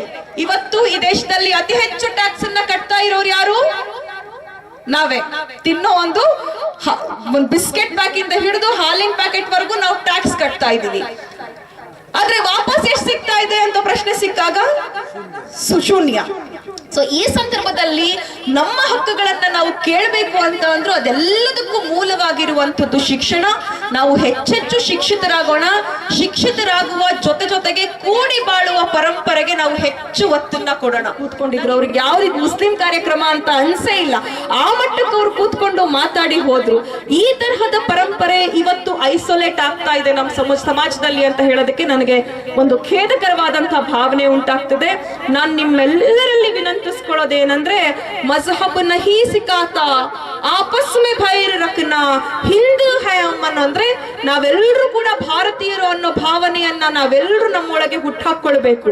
ನಮ್ಮೆಲ್ಲರ ಒಳಗೂ, ಪ್ರತಿಯೊಬ್ಬ ಭಾರತೀಯ ಮುಸಲ್ಮಾನನ ಒಳಗೂ ನಾನೊಬ್ಬ ಅಪ್ಪಟ ಭಾರತೀಯ ಅನ್ನುವಂತ ಭಾವನೆ ಇದ್ದೇ ಇದೆ. ಯಾಕಂದ್ರೆ ನಮಗೆ ಬೇರೆ ದೇಶ ಕೊಟ್ಟಾಗ 5 ಹೊತ್ತು ಹಣಿಯೊಟ್ಟಿ ನಮಾಜ್ ಮಾಡುವವರು ಅಂತ ಹೇಳಿ ಭಾರತ ನಮ್ಮದು ಅಂತ ಹೇಳಿದಂತ ಅತಿ ದೊಡ್ಡ ಸಮಾಜ ಯಾವ್ದಾದ್ರು ಇದ್ರೆ ಅದು ಮುಸ್ಲಿಂ ಸಮಾಜ. ಇವತ್ತು ಇಂಡಿಯಾದಲ್ಲೂ ಕೂಡ ಅತಿ ಹೆಚ್ಚು ಸ್ವಾತಂತ್ರ್ಯಕ್ಕೋಸ್ಕರ ಹೋರಾಡದಂತವರ ಹೆಸರುಗಳು ಯಾರ್ದಾದ್ರು ಇದ್ರೆ ಅದು ಮುಸಲ್ಮಾನರ ಹೆಸರು. ಸಿರಾಜುದ್ ದೌಲನಿಂದ ಹಿಡಿದು ಟಿಪ್ಪು ಸುಲ್ತಾನ್ರಿಂದ ಹಿಡಿದು ಹಜರತ್ ಬೇಗಂರಿಂದ ಹಿಡಿದು ಹಜರತ್ ಮಹಲ್ರಿಂದ ಹಿಡಿದು ಈ ನೆಲಕ್ಕೋಸ್ಕರ ಹೋರಾಟ ಮಾಡಿ ಈ ದೇಶಕ್ಕೆ ಸ್ವಾತಂತ್ರ್ಯವನ್ನ ತಂದುಕೊಡೋದ್ರಲ್ಲಿ ಮಹತ್ತರವಾದ ಪಾತ್ರವನ್ನ ನಿರ್ವಹಿಸಿರುವಂತಹ ನಾವು ನಮ್ಮ ಜವಾಬ್ದಾರಿಗಳಿಂದನೂ ಕೂಡ ದೂರ ಉಳಿಯೋದು ಬೇಡ. ಯಾರು ಎಷ್ಟೇ ವಿಷ ಬೀಜವನ್ನ ಬಿತ್ತಿದ್ರು ಕೂಡ ನಾವು ಹಿಂದೂ ಮುಸ್ಲಿಂ ಏಕಹೈ ಅನ್ನೋ ಸಿದ್ಧಾಂತದ ಮೂಲಕವೇ ಈ ದೇಶಕ್ಕೆ, ಈ ನಾಡಿಗೆ ಸದಾಕಾಲ ನಮ್ಮ ಕೊಡುಗೆಯನ್ನ ಕೊಡೋಣ. ಹೆಣ್ಮಕ್ಳು ಗಂಡು ಮಕ್ಕಳು ಅಂತ ನೋಡದೆ ಎಲ್ರಿಗೂ ಶಿಕ್ಷಣವನ್ನ ಕೊಡುವಂತ ಕೆಲಸ ಮಾಡೋಣ. ನಾವೆಲ್ಲರೂ ಕೂಡ ಒಟ್ಟಿಗೆ ಬಾಳೋ ಹಾಗೆ ನಮ್ಗೆ ಕರುಣೆಯನ್ನ ನೀಡು, ಸದ್ಬುದ್ಧಿಯನ್ನ ನೀಡು ಅಂತ ಹೇಳಿ ಅಲ್ಲಹನಲ್ಲಿ, ಬಸವಣ್ಣನಲ್ಲಿ, ಎಲ್ಲ ದೇವರಲ್ಲಿ ಬೇಡ್ಕೊಳ್ಳೋಣ ಅಂತ ಹೇಳ್ತಾ, ಅತಿ ಹೆಚ್ಚು ಉರ್ದು ಅನ್ನ ಮಾತನಾಡುವಂತ ಭಾಷಿಕರು ಇರುವಂತಹ ಭಾಗ ಯಾವುದು ಅಂತ ಹೇಳಿದ್ರೆ ಬಿಜಾಪುರ್ ಮತ್ತು ಬೀದರ್, ಈ ಜಿಲ್ಲೆಗಳು, ಗುಲ್ಬರ್ಗ. ಆದ್ರೆ ನಮ್ಗೆ ಖೇದಕರ ತುಂಬಾ ಅನ್ಸೋದೇನು ಅಂತ ಹೇಳಿದ್ರೆ, ಉರ್ದು PU ಕಾಲೇಜ್ಗಳು ಸಂಪೂರ್ಣವಾಗಿ ಮುಚ್ಚೋಗಿದ್ದಾವೆ, ಉರ್ದು ಡಿಗ್ರಿ ಕಾಲೇಜ್ಗಳು ಮುಚ್ಚೋಗಿದ್ದಾವೆ, ಉರ್ದು BEd ಕಾಲೇಜ್ಗಳು ಮುಚ್ಚೋಗಿದ್ದಾವೆ, ಉರ್ದು ಹೊಸ BEd ಮಾಡಿ ಬರ್ತಾ ಇರುವಂತ ಟೀಚರ್ಸ್ ಇಲ್ಲ ಅನ್ನೋ ಕಾರಣಕ್ಕೆ ನಮ್ಮ ಸೌತ್ ಭಾಗದಲ್ಲೆಲ್ಲ ನಿಮ್ ನಾರ್ತ್ ಭಾಗದಿಂದನೇ ಬಂದು ಉರ್ದು ಟೀಚರ್ಸ್ ಪಾಠ ಮಾಡ್ತಾ ಇದ್ರು. ಟೀಚರ್ಸ್ ಗಳಿಲ್ಲ ಅನ್ನೋ ಕಾರಣಕ್ಕೆ ಮಕ್ಕಳು ಡ್ರಾಪ್ ಔಟ್ ಗಳಾಗಿ ನಮ್ಮ ಸೌತ್ ಕರ್ನಾಟಕದಲ್ಲಿ, ನಮ್ಮ ಮೈಸೂರು ಜಿಲ್ಲೆನಲ್ಲಿ 50ಕ್ಕೂ ಹೆಚ್ಚು ಉರ್ದು ಶಾಲೆಗಳಿತ್ತು, ಅದು 4ಕ್ಕೆ ಬಂದಿಳಿದಿದೆ. ತಾವು ದಯವಿಟ್ಟು ದೊಡ್ಡ ಮನಸ್ಸನ್ನ ಮಾಡಿ ಇಲ್ಲಿ ಒಂದು ಉರ್ದು PU ಕಾಲೇಜ್ ಮತ್ತು ಡಿಗ್ರಿ ಕಾಲೇಜನ್ನ ನಿಮ್ಮ ಜಿಲ್ಲೆನಲ್ಲಿ ತೆರಿಬೇಕು. ಆ ಮೂಲಕ ನಮ್ಮ ಭಾಗದಲ್ಲೂ ಕನ್ನಡ ಸಾಹಿತ್ಯದ ಪರಂಪರೆನೂ ಎಷ್ಟು ದೊಡ್ಡದಿದೆಯೋ ಉರ್ದು ಸಾಹಿತ್ಯಕ್ಕೆ ಕರ್ನಾಟಕ ಕೊಟ್ಟಂತಹ ಕೊಡುಗೆ ಕೂಡ ದೊಡ್ಡದು. ಉರ್ದುವಿನ ಆಗಮನ ಸ್ಥಾನವೇ ಕರ್ನಾಟಕ ಆಗಿರೋದ್ರಿಂದ, ಬಿಜಾಪುರ ಆಗಿರೋದ್ರಿಂದ ನಾನು ನಿಮ್ಮ ಬಳಿ ರಿಕ್ವೆಸ್ಟ್ ಮಾಡ್ಕೊಳ್ತೇನೆ, ತಾವು ದಯವಿಟ್ಟು ಸಾಧ್ಯ ಆದ್ರೆ ಹಜರತ್ ಟಿಪ್ಪು ಸುಲ್ತಾನ್ರ ಹೆಸರಿನಲ್ಲಿ ಇಲ್ಲೊಂದು ಉರ್ದು PU ಕಾಲೇಜ್ ಮತ್ತು ಡಿಗ್ರಿ ಕಾಲೇಜನ್ನ ತೆರಿಬೇಕು ಅಂತ ಹೇಳಿ. Thank you sir. Hazrat Tipu ಸುಲ್ತಾನ್ರು ಅಂತ ಅಂದ್ರೆ ಅವರು ಬದುಕಿದ್ದಾಗ್ಲೂ ಕೂಡ ನಡಕ ಇತ್ತು. ಇವತ್ತು ಬ್ರಿಟಿಷರ ಬೂಟ ನೆಕ್ಕದವ್ರಿಗೂ ಕೂಡ 250 ವರ್ಷಗಳು ಕಳೆದ್ರೂ ಕೂಡ ಒಂದು ನಡಕ ಇದೆ. ಆ ನಡಕ ಎಂಥವ್ರಿಗಿರೋದು ಅಂತ ಹೇಳಿದ್ರೆ, ಯಾರು ಕೋಮು ವಿಷ ಬೀಜವನ್ನ ಬಿತ್ತುತ್ತಾ ಇದ್ದಾರೆ ಅವ್ರಿಗೆ ಮಾತ್ರ ಅಂತ ಹೇಳ್ತಾ, ಸದಾ ಕಾಲ ಹಜರತ್ ಟಿಪ್ಪು ಸುಲ್ತಾನ್ರ ಸಿದ್ಧಾಂತ, ಬಸವಣ್ಣನವರ ಸಿದ್ಧಾಂತ, ಅಂಬೇಡ್ಕರ್ ಅವರ ಸಿದ್ಧಾಂತವನ್ನ ನಾವೆಲ್ಲರೂ ಮನಗಾಣಿಸ್ಕೊಳ್ಳೋಣ, ನಾವೆಲ್ಲರೂ ಆಚರಣೆಯಲ್ಲಿ ಬದುಕೋಣ ಅಂತ ಹೇಳ್ತಾ ನನ್ನ ಮಾತುಗಳನ್ನ ಮುಗಿಸ್ತೇನೆ. ಇನ್ಕುಲಾಬ್ ಜಿಂದಾಬಾದ್, ಜೈ ಟಿಪ್ಪು ಸುಲ್ತಾನ್, ಜೈ बसवन्ना, जय भीम, जय कर्नाटक। और बराह रास्त जो है उकली के स्कूल के स्ट्राइक में आप शामिल हो गए और वादा किए कि इंशाअल्लाह 1 हफ्ते के अंदर उर्दू हाई स्कूल यहाँ पर होगी, उर्दू हाई स्कूल होगी।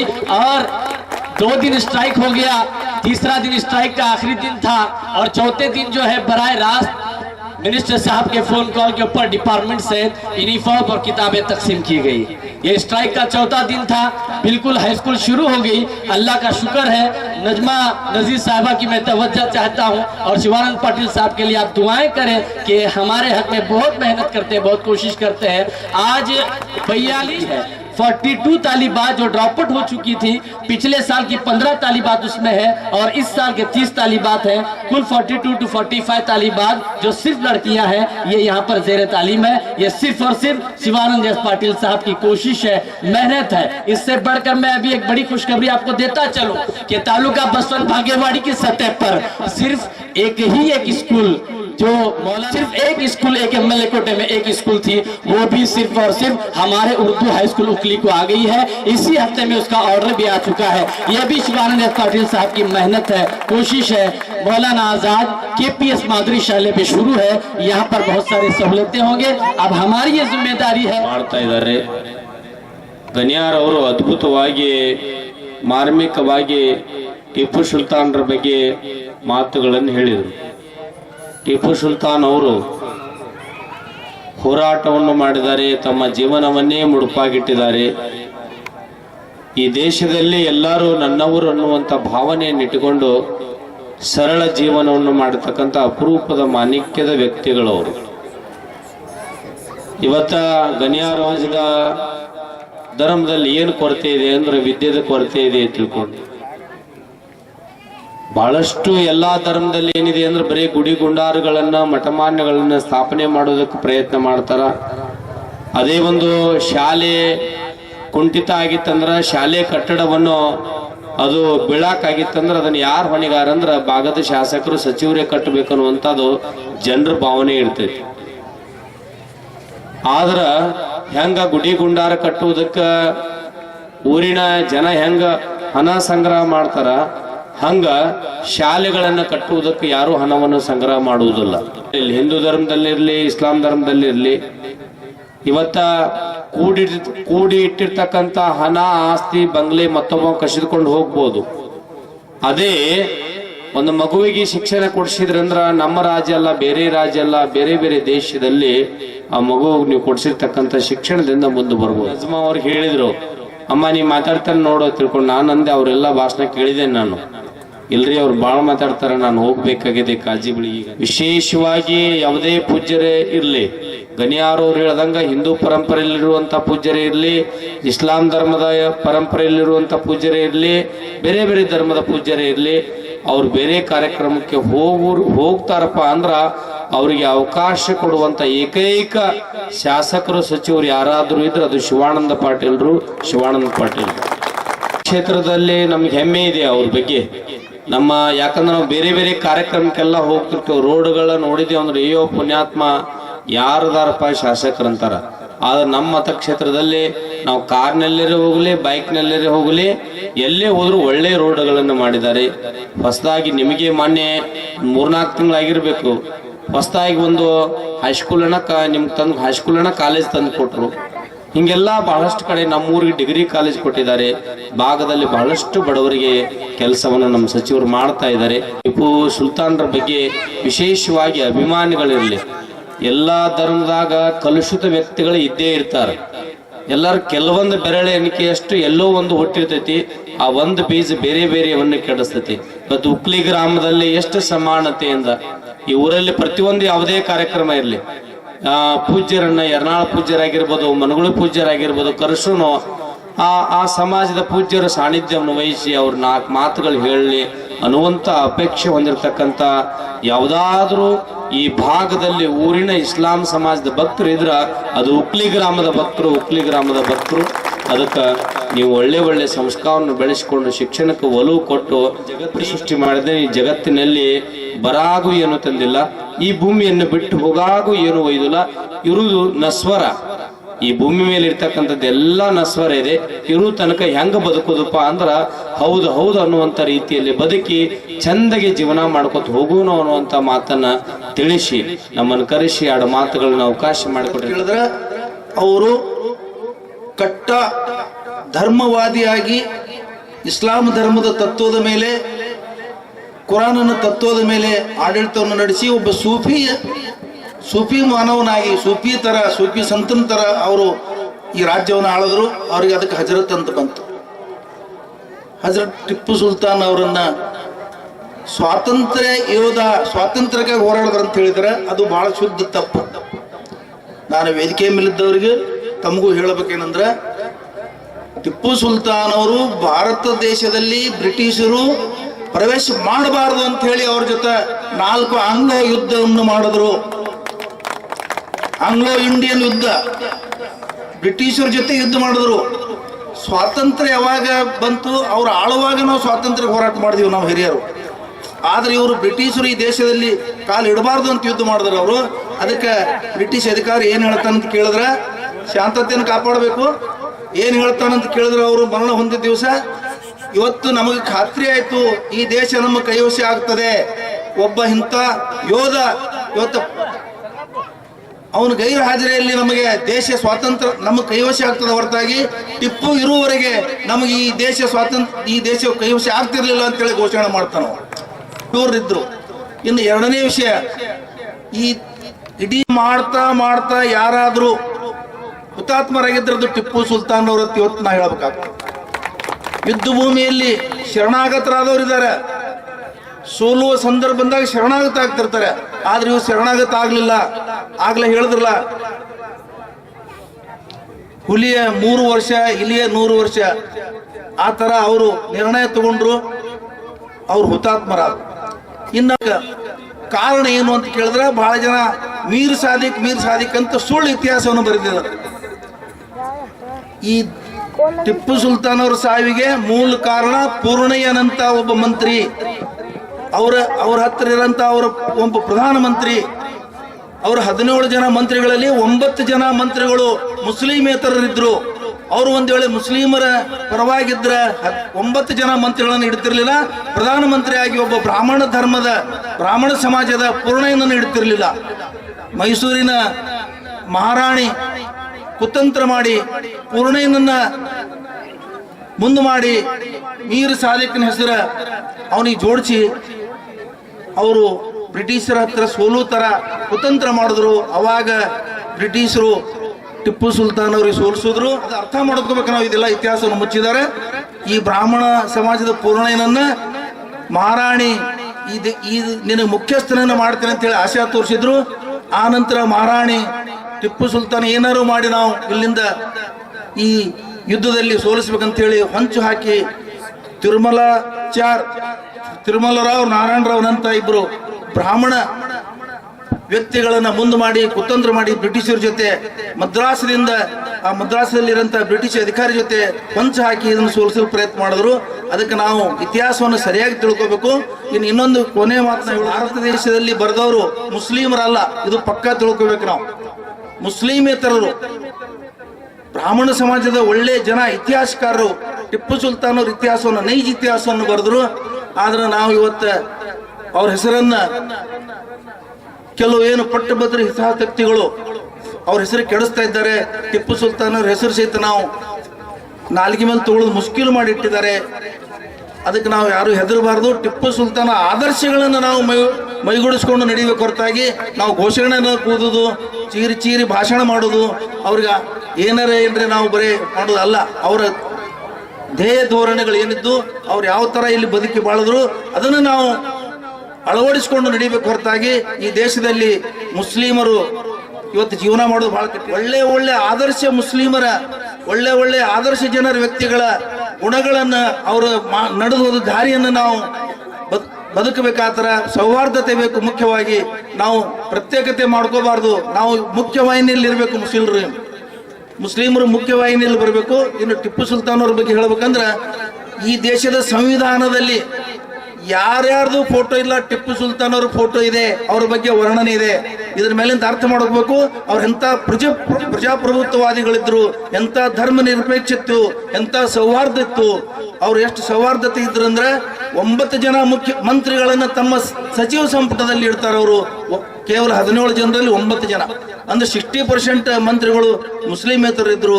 ಆಮೇಲೆ ಈ ದೇಶದಲ್ಲಿ, ಈ ರಾಜ್ಯದಲ್ಲಿ, ಮೈಸೂರು ರಾಜ್ಯದಲ್ಲಿ ಬಡವರಿನ ಭೂಮಿ ಹಂಚಿದ್ರು. ಎದೆ ಮುಚ್ಕೊಂಡು ತಿರುಗಾಡಬಾರ್ದು, ಎದೆ ಒಪ್ಪನ್ ಬಿಟ್ಟು ತಿರುಗಾಡಬೇಕು.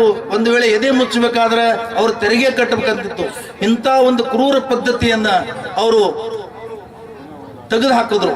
ಅದಕ್ಕೆ ಈ ಜನ ಇವತ್ತು ಅವರಿಗೆ ದ್ವೇಷ ಮಾಡ್ತಾ ಇದ್ದಾರೆ. ಆಮೇಲೆ 70 ಲಕ್ಷ ಬ್ರಾಹ್ಮಣರನ್ನ ಕೊಂದ್ರು ಕೊಡಗಿನಲ್ಲಿ ಅಂತ ಹೇಳ್ತಾರೆ. ಅವಾಗ ನಾನೀಗ ಶಿವಾನಂದ ಪಾಟೀಲ್ರಿಗೆ ನೆನಪು ಮಾಡಿಕೊಡ್ತೀನಿ. ನಾವು ಪ್ರೈಮರಿಗಿದ್ದಾಗ ಹೈಸ್ಕೂಲ್ಗಿದ್ದಾಗ ಈ ದೇಶದ ಜನಸಂಖ್ಯೆನೇ 25 ಕೋಟಿ ಇತ್ತು. ಇನ್ನು ಕೊಡಗು ಒಂದು 3 ತಾಲೂಕಿನೊಂದು ಸಣ್ಣ ಜಿಲ್ಲೆ, ಅಲ್ಲಿ ಎಷ್ಟು ಜನಸಂಖ್ಯೆ ಇರ್ಬೋದು? 70 ಲಕ್ಷ ಜನರನ್ನು ಕೊಂದ್ರೆ ಅಲ್ಲಿ ಯಾರು ಉಳಿತಿರ್ಲಿಲ್ಲ. ಇಡೀ ರಾಜ್ಯದಾಗೆ 70 ಲಕ್ಷ ಇತ್ತವ, ಇಡೀ ನಮ್ಮ ಕರ್ನಾಟಕ ರಾಜ್ಯದಲ್ಲಿ. ಆಮೇಲೆ ಇಡೀ ಕರ್ನಾಟಕ, ಮೈಸೂರು ಕರ್ನಾಟಕ ಏನಿತ್ತು ಅದು ಬಹಳ ಚಿಕ್ಕದಿತ್ತು. ಅದು ರಾಜ್ಯವನ್ನು ವಿಸ್ತಾರ ಮಾಡಿದ್ದು ಟಿಪ್ಪು ಸುಲ್ತಾನ್ ಅವರು. ಕೃಷ್ಣಾ ನದಿ ತೀರದವರೆಗೆ ಬಂತು. ಅದಕ್ಕೆ ನಾ ಹೇಳುವುದೇನೆಂದ್ರೆ, ಯಾರೂ ರಾಜರು ಆಗಿನ ಕಾಲದ ಮುಸ್ಲಿಂ ರಾಜ್ಯ ಇರ್ಬೋದು, ಬೇರೆ ರಾಜ್ಯರು ಇರ್ಬೋದು, ಅವ್ರು ಯಾವತ್ತು ಜಾತಿ ಸಲುವಾಗಿ ಯಾವತ್ತು ತಮ್ಮ ಧರ್ಮ ವಿಸ್ತಾರ ಮಾಡ್ಲಿಕ್ಕೆ ಹೋರಾಟ ಮಾಡಿಲ್ಲ, ಯುದ್ಧ ಮಾಡಿಲ್ಲ. ಈ ದೇಶದ ತಮ್ಮ ರಾಜ್ಯದ ತಮ್ಮ ಸಂಸ್ಥಾನಗಳನ್ನು ಉಳಿಸ್ಕೊಳ್ಳಿಕ್ಕೆ, ಸಂಸ್ಥಾನಗಳನ್ನು ವಿಸ್ತಾರ ಮಾಡ್ಲಿಕ್ಕೆ ಯುದ್ಧ ಮಾಡಿದ್ದಾರೆ. ಇವತ್ತು ಜಾತಿಗೆ ಬಂದು ಕೂತಾವ ಇವತ್ತು. ಅದಕ್ಕೆ ಕೊನೆಯದಾಗಿ ಸಮಯ ಬಹಳ, ನಾವೆಲ್ಲರೂ ಶಿಕ್ಷಣವಂತರಾಗಬೇಕು.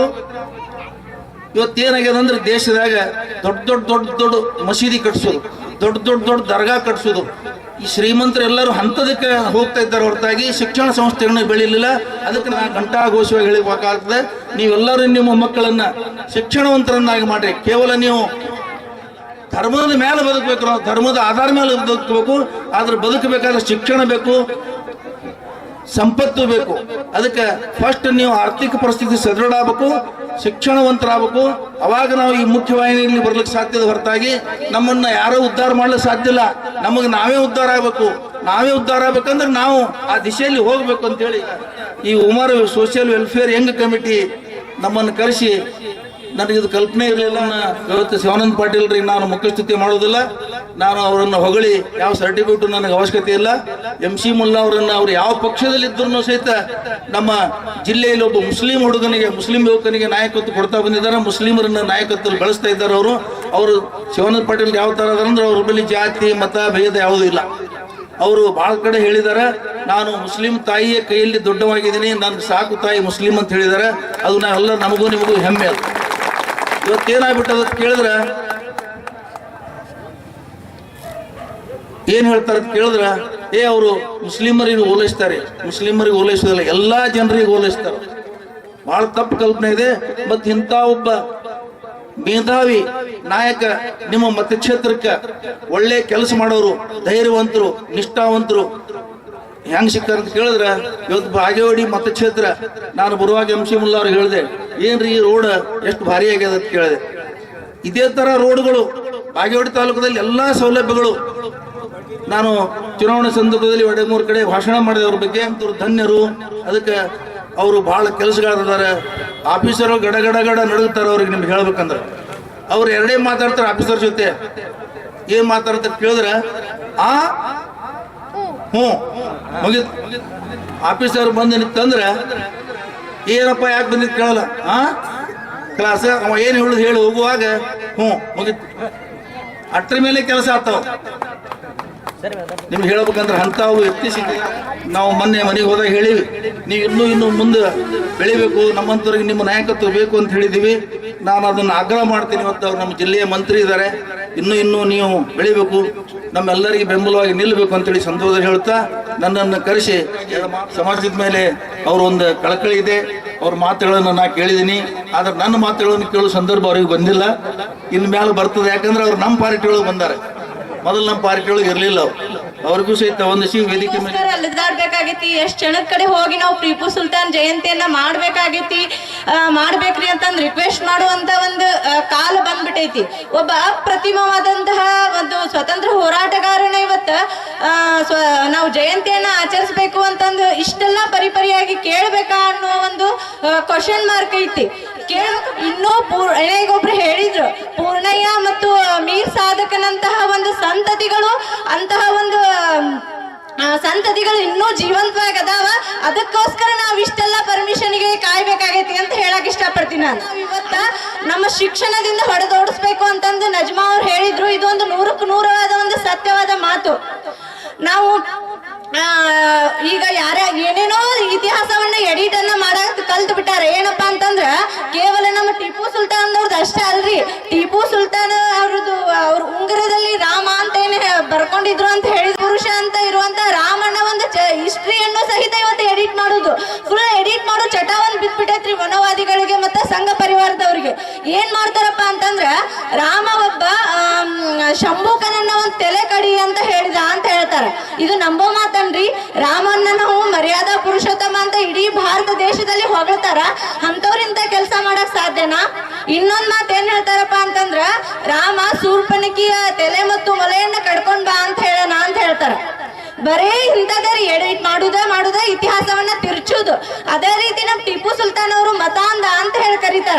ಇನ್ನೇನ್ ನನ್ನ ಸಹೋದರಿ ಹೇಳಿದ್ರು, ಶೃಂಗೇರಿ ಮೇಲೆ ಮರಾಠರು ದಾಳಿ ಮಾಡಿದಾಗ ಮುಸ್ಲಿಂ ಆದಂತಹ ಒಂದು ಟಿಪ್ಪು ಸುಲ್ತಾನ್ ರಾಜಣ್ಣನ ಯಾಕೆ ಅವರು ನಮ್ಮನ್ನ ಕಾಪಾಡ್ರಿ ಅಂತಂದು ಪತ್ರ ಬರಿಬೇಕಾಗಿತ್ತು. ಬಹಳ ಜನ ಹಿಂದೂ ರಾಜರಿದ್ರಲ್ಲ, ಯಾಕೆ ಇವ್ರನ್ನ ಹೇಳ್ಬೇಕಾಗಿತ್ತು? ಯಾಕಪ್ಪ ಅಂತಂದ್ರೆ ಇಲ್ಲಿ ಅಂತ ಎಲ್ಲರಿಗೂ ನಾನು ಒಂದು ಹೇಳಕ್ ಇಷ್ಟಪಡ್ತೀನಿ. ನಾವೊಂದು ಮುಸ್ಲಿಂ ಧರ್ಮ, ನಮ್ಮ ಪ್ರವಾದಿಯವರು ನಮ್ಗೆ ನೀವು ನಿಮ್ಮ ಧರ್ಮವನ್ನು ಎಷ್ಟು ಪ್ರೀತಿಸ್ತೀಯೋ ಅಷ್ಟೇ ನೀನು ಅನ್ಯ ಧರ್ಮವನ್ನ ಗೌರವಿಸುವಂತ ಅಂತ ಒಂದು ಧರ್ಮದಲ್ಲಿ ಹುಟ್ಟಿದಂತ ಟಿಪ್ಪು ಸುಲ್ತಾನ್ ಎಂದು ಕೋಮವಾದದ ಬಗ್ಗೆ ಮಾತಾಡಿದವರೇ ಅಲ್ಲ. ಇವತ್ತು ಅವರು ಕೋಮವಾದ ಮಾಡಿಲ್ಲ ಅನ್ನೋದು ಉದಾಹರಣೆ ಶ್ರೀರಂಗಪಟ್ಟಣದಲ್ಲಿರುವಂತ ಮಸ್ಜಿದ್ ಮುಂದೆ ಮಂದಿರಗಳನ್ನ ಕಟ್ಸ್ಯಾರ. ಅದೇ ರೀತಿ ತಾಳವಾಡಿಯಲ್ಲೂ ಮಂದಿರದ ಮುಂದೆ ಮಸ್ಜಿದ್ಗಳನ್ನ ಕಟ್ಟ್ಯಾರ. ನನ್ನ ಸಹೋದರಿ ಹೇಳಿದಂಗ ನಂಜನಗೂಡಿನಲ್ಲಿ ಪಂಚಲಿಂಗೇಶ್ವರಗಳನ್ನ ಸ್ಥಾಪನೆ ಮಾಡ್ಯಾರ. ಹೋಗ್ ನೋಡಿದ್ರಂದ್ರೆ ಗಣೇಶ ದೇವಾಲಯಗಳನ್ನ ಕಟ್ಟ್ಯಾರ. ಇಲ್ಲೇ ನಮ್ ಸಮೀಪ ಬದಾಮಿಗೆ ಹೋದ್ರೆ ಮಾತಾಪಿಯನ್ನ ನೋಡಬಹುದು ನಾವು. ಇಂತ ಹಲವಾರು ಉದಾಹರಣೆಗಳು ನಾವು ಟಿಪ್ಪು ಸುಲ್ತಾನ್ ಹಿಂದೂಗಳಿಗೆ ಕೊಟ್ಟಂತ ಕೊಡುಗೆಗಳದಾವು. ನಾವು ಹಿಂದೂ ವಿರೋಧಿ ಅಂತ ಯಾರು ಕರೀತಾರ ಅವ್ರನ್ನ ನಾವು ಇಲ್ಲಿರುವಂತ ಶಾಸಕರಿಗೆ ಹೇಳಕ್ ಇಷ್ಟಪಡ್ತೀನಿ. ಅವ್ರಿಗೊಂದು ಡಿಬೇಟ್ ಅನ್ನ ಕರೀರಿ ಸರ್ ಒಂದ್ಸಲ. ಯಾರಾದ್ರೂ ಹಂಗ್ ಮಾತಾಡಿದಾಗ ನನಗಿಲ್ಲಿರುವ ಶಾಸಕರ ಬಗ್ಗೆ ಒಂದು ಅಪಾರವಾದ ಒಂದು ಗೌರವ. ಯಾಕಪ್ಪ ಅಂತಂದ್ರೆ ನಾ ಮಾಧ್ಯಮಗಳಲ್ಲಿ ನೋಡಿದ್ದೆ.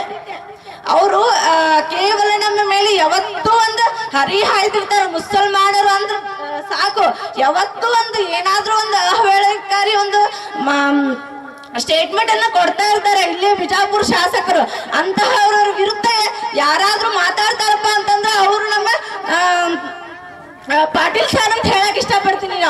ಅವರು ಎಷ್ಟು ಒಂದು ದಿಟ್ಟ ನಿರ್ಧಾರವನ್ನ ತಗೊಂಡ್ರಪ್ಪ ಅಂತಂದ್ರೆ ತಮ್ಮ ಒಂದು ಶಾಸಕ ಸ್ಥಾನ ಮತ್ತು ಸಚಿವ ಸ್ಥಾನಕ್ಕೆ ರಾಜೀನಾಮೆಯನ್ನು ಸಹಿತ ಕೊಡ್ತೀನಿ ಅಂದ್ರು.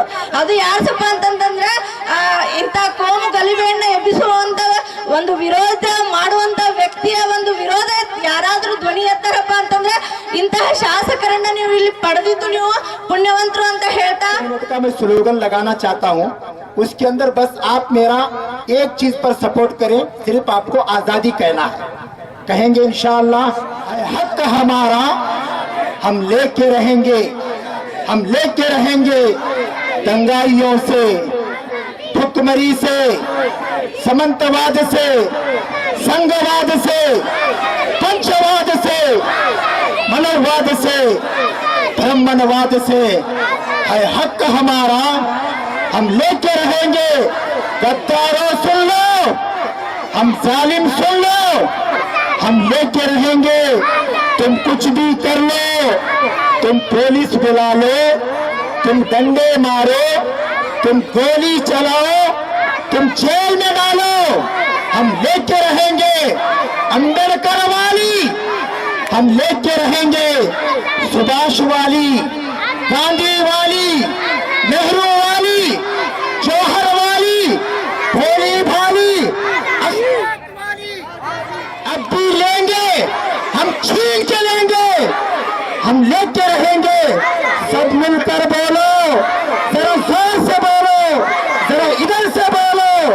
नारे तकबीर, नारे तकबीर, नारे तकबीर.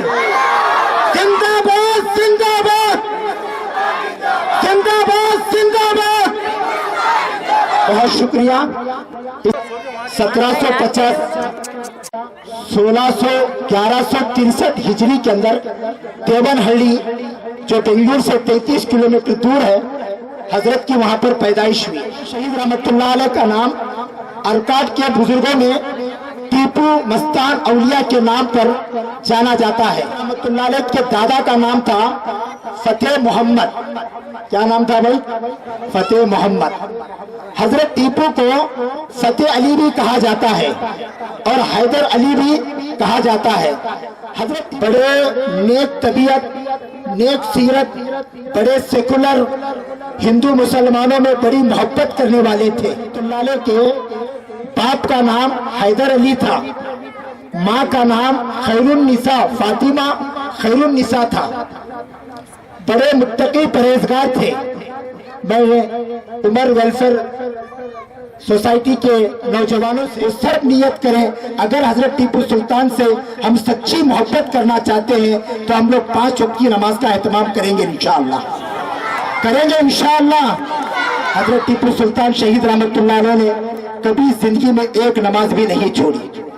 हजरत टीपू सुल्तान शहीद रहमतुल्लाह अलैह ने इस मुल्क हिंदुस्तान को आजाद कराने के लिए और मैं ये जो अखबार जो पकड़ा हूँ, इस अखबार को सबसे पहला बनाने वाला अगर कोई मर्द मुजाहिद है तो हजरत टीपू सुल्तान शहीद रहमतुल्लाह अलैह, जिन्होंने रेशम का कारोबार और इस हिंदुस्तान की तरक्की के लिए उन्होंने बड़े बड़े तिजारत की यहाँ पर फरोग दी।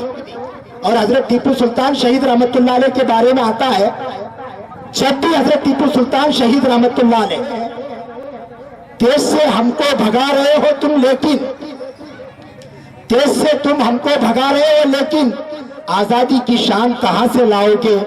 फिर जो वतन पर आंख उठाएंगे दुश्मन, तुम टीपू सुल्तान कहां से लाओगे? इस मुल्क हिंदुस्तान को आजाद कराने के लिए, इस हिंदुस्तान की सरजमीन को तरोताजा रखने के लिए, इसलिए किसी शम की गंगा बहने दो। जनाब शिवानंद पाटिल साहब के मैं तवज्जो चाहता हूँ, खूब बहती है अमन की गंगा बहने दो, मत फैलाओ देश में दंगा रहने दो, लाल हरे रंग में न बांटो हमको, मेरे छत पे एक तिरंगा रहने दो। तालियों के जरिए से आप स्वागत करें भाई। नाम आ रहा है तो आप थोड़ा तालियों के जरिए से, आप जिंदा कौम है, मुर्दा कौम नहीं है। कलम जब भी उठाया मुल्क को जीशान लिखा है, कलम जब भी उठाया मुल्क को जीशान लिखा है। सत्यम सहकर भी हमने प्यार का ही नाम लिखा है। हमें नफरत नजरों से देखने वालों, हमारे दिल में झांको, सिर्फ हिंदुस्तान लिखा है। मुल्क लुट जाएगा आसार नजर आते हैं, मुल्क लुट जाएगा आसार नजर आते हैं, सारे मसनदे नशी मक्कार नजर आते हैं। हमने इस मुल्क की धरती से मोहब्बत की है, फिर भी अंधों को हम गद्दार नजर आते हैं। ताजा गुलाब आएगा, शजर की शाख से ताजा गुलाब आएगा, दिलों को खींच ले ऐसा शबाब आएगा। हमारी कौम हो जाएगी मुत्तहिद, जिस दिन यकीन मानो उसी दिन इनकलाब आएगा। अस्सलाम वालेकुम व रहमतुल्लाहि व बरकातहू। जिन्होंने गरीबों को अपना इंसाफ दिलाने के लिए अपनी पूरी जिंदगी को इसी के खातिर उन्होंने सर्फ किया, ऐसे शख्सियत की तरफ ये हमारा जो आज का जलसा मंसूब है, तो मैं इनका कुछ मुख्तसर सा आपके सामने तारुफ कर जवानों को और फिर मुल्क के तमाम ही चाहे जो कोई हो, टीपू सुल्तान से अकीदत और मोहब्बत रखने वालों को एक सबक और जो दर्स टीपू सुल्तान की जिंदगी से मिलता है वो आपको बतला करके मैं अपनी जगह लेता हूँ। सबसे पहले अभी हमारे मौलाना काजी साहब ने जो बातें बतलाई, माशाअल्लाह बहुत जबरदस्त अंदाज में मुख्तसर से वक्त में इन्होंने मुख्तसर मुकम्मल तारुफ करा दिया। अब कोई तारुफ बचा नहीं है, बस मैं एक गहराई की बात आपके सामने रखता हूँ, वो ये कि हैदर अली यानी टीपू सुल्तान के वालिद का नाम हैदर अली था और निसा फातिमा था। तो जब इसको थोड़ा सा आप मिलनसारी के साथ मैं तमाम ही हमारे सीरत निगारों और सीरत जानने वालों से और मोहम्मद रसूलुल्लाह सल्लल्लाहु अलैहि वसल्लम का कलिमा पढ़ने वालों थोड़ा सा सीरत की तरफ झांक करके देखें। अल्लाह के रसूल सल्लल्लाहु अलैहि वसल्लम की बेटी फातिमतुज़ ज़हरा का निकाह अली मुर्तज़ा से हुआ था, जिसे शेर खुदा हैदर अली भी कहा जाता था। आज टीपू सुल्तान के नाम से जो प्रोग्राम नाफिज किया गया है, इनका भी कुछ इसी तरीके से मिलनसार नजर आता है।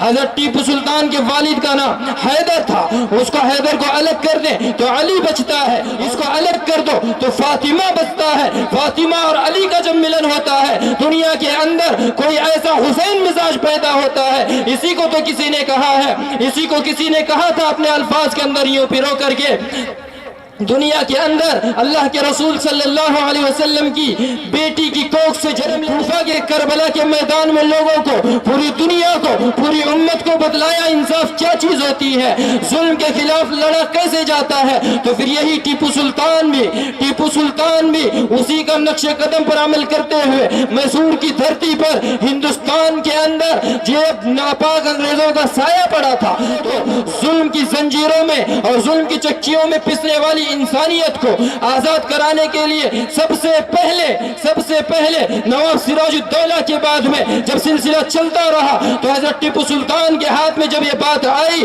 तो इन्होंने अंग्रेजों करके अपनी जिंदगी का सबूत दिया था। अपनी हिंदुस्तान से मोहब्बत जो उनके दिल के अंदर कूट करके भरी हुई थी, उस हिंदुस्तान से दिल की मोहब्बत का इजहार किया इस अंदाज में कि मैसूर की आखिरी धरती पर। मैं आपको ये बात बतला दूं, अभी आपने इस बात को समाप्त किया कि टीपू सुल्तान का एक डायलॉग था, वो बात ये थी कि गीदड़ की 100 साल की जिंदगी से शेर की एक दिन की जिंदगी बेहतर होती है। इससे ये कहां से वजूद में आई है? एक मुख्तसर सा तारुफ इसका यूं है कि जब अंग्रेजों ने हमारी टीपू सुल्तान का घेराव किया, पूरा मुहासरा किया, तो फिर टीपू सुल्तान के साथ रहने वाले लोगों ने आकर के टीपू सुल्तान से कहा था, टीपू सुल्तान अब हमारे पास कोई रास्ता बचा नहीं है, आप अपने आप को अंग्रेजों के हवाले कर दो। तो फिर उस वक्त में टीपू सुल्तान ने कहा था कि गीदड़ की 100 साल की जिंदगी से शेर की एक दिन की जिंदगी बेहतर है। राह में खतरे बहुत है पर डरता कौन है, राह में खतरे बहुत है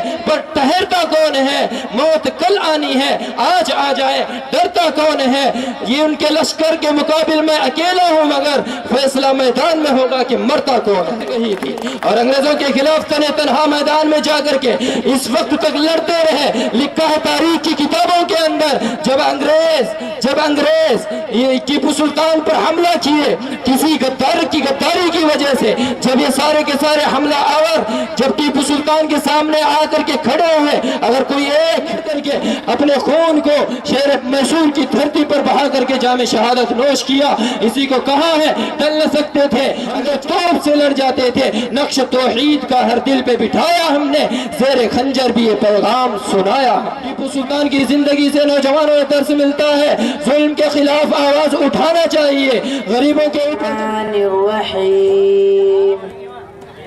والضحى والليل إذا سجد ربك وما قلى وللآخرة خير لك من الأولى ولسوف يعطيك ربك فترضى ألم يجدك يتيما فآوى ضالا فهدى ووجدك عائلا فأغنى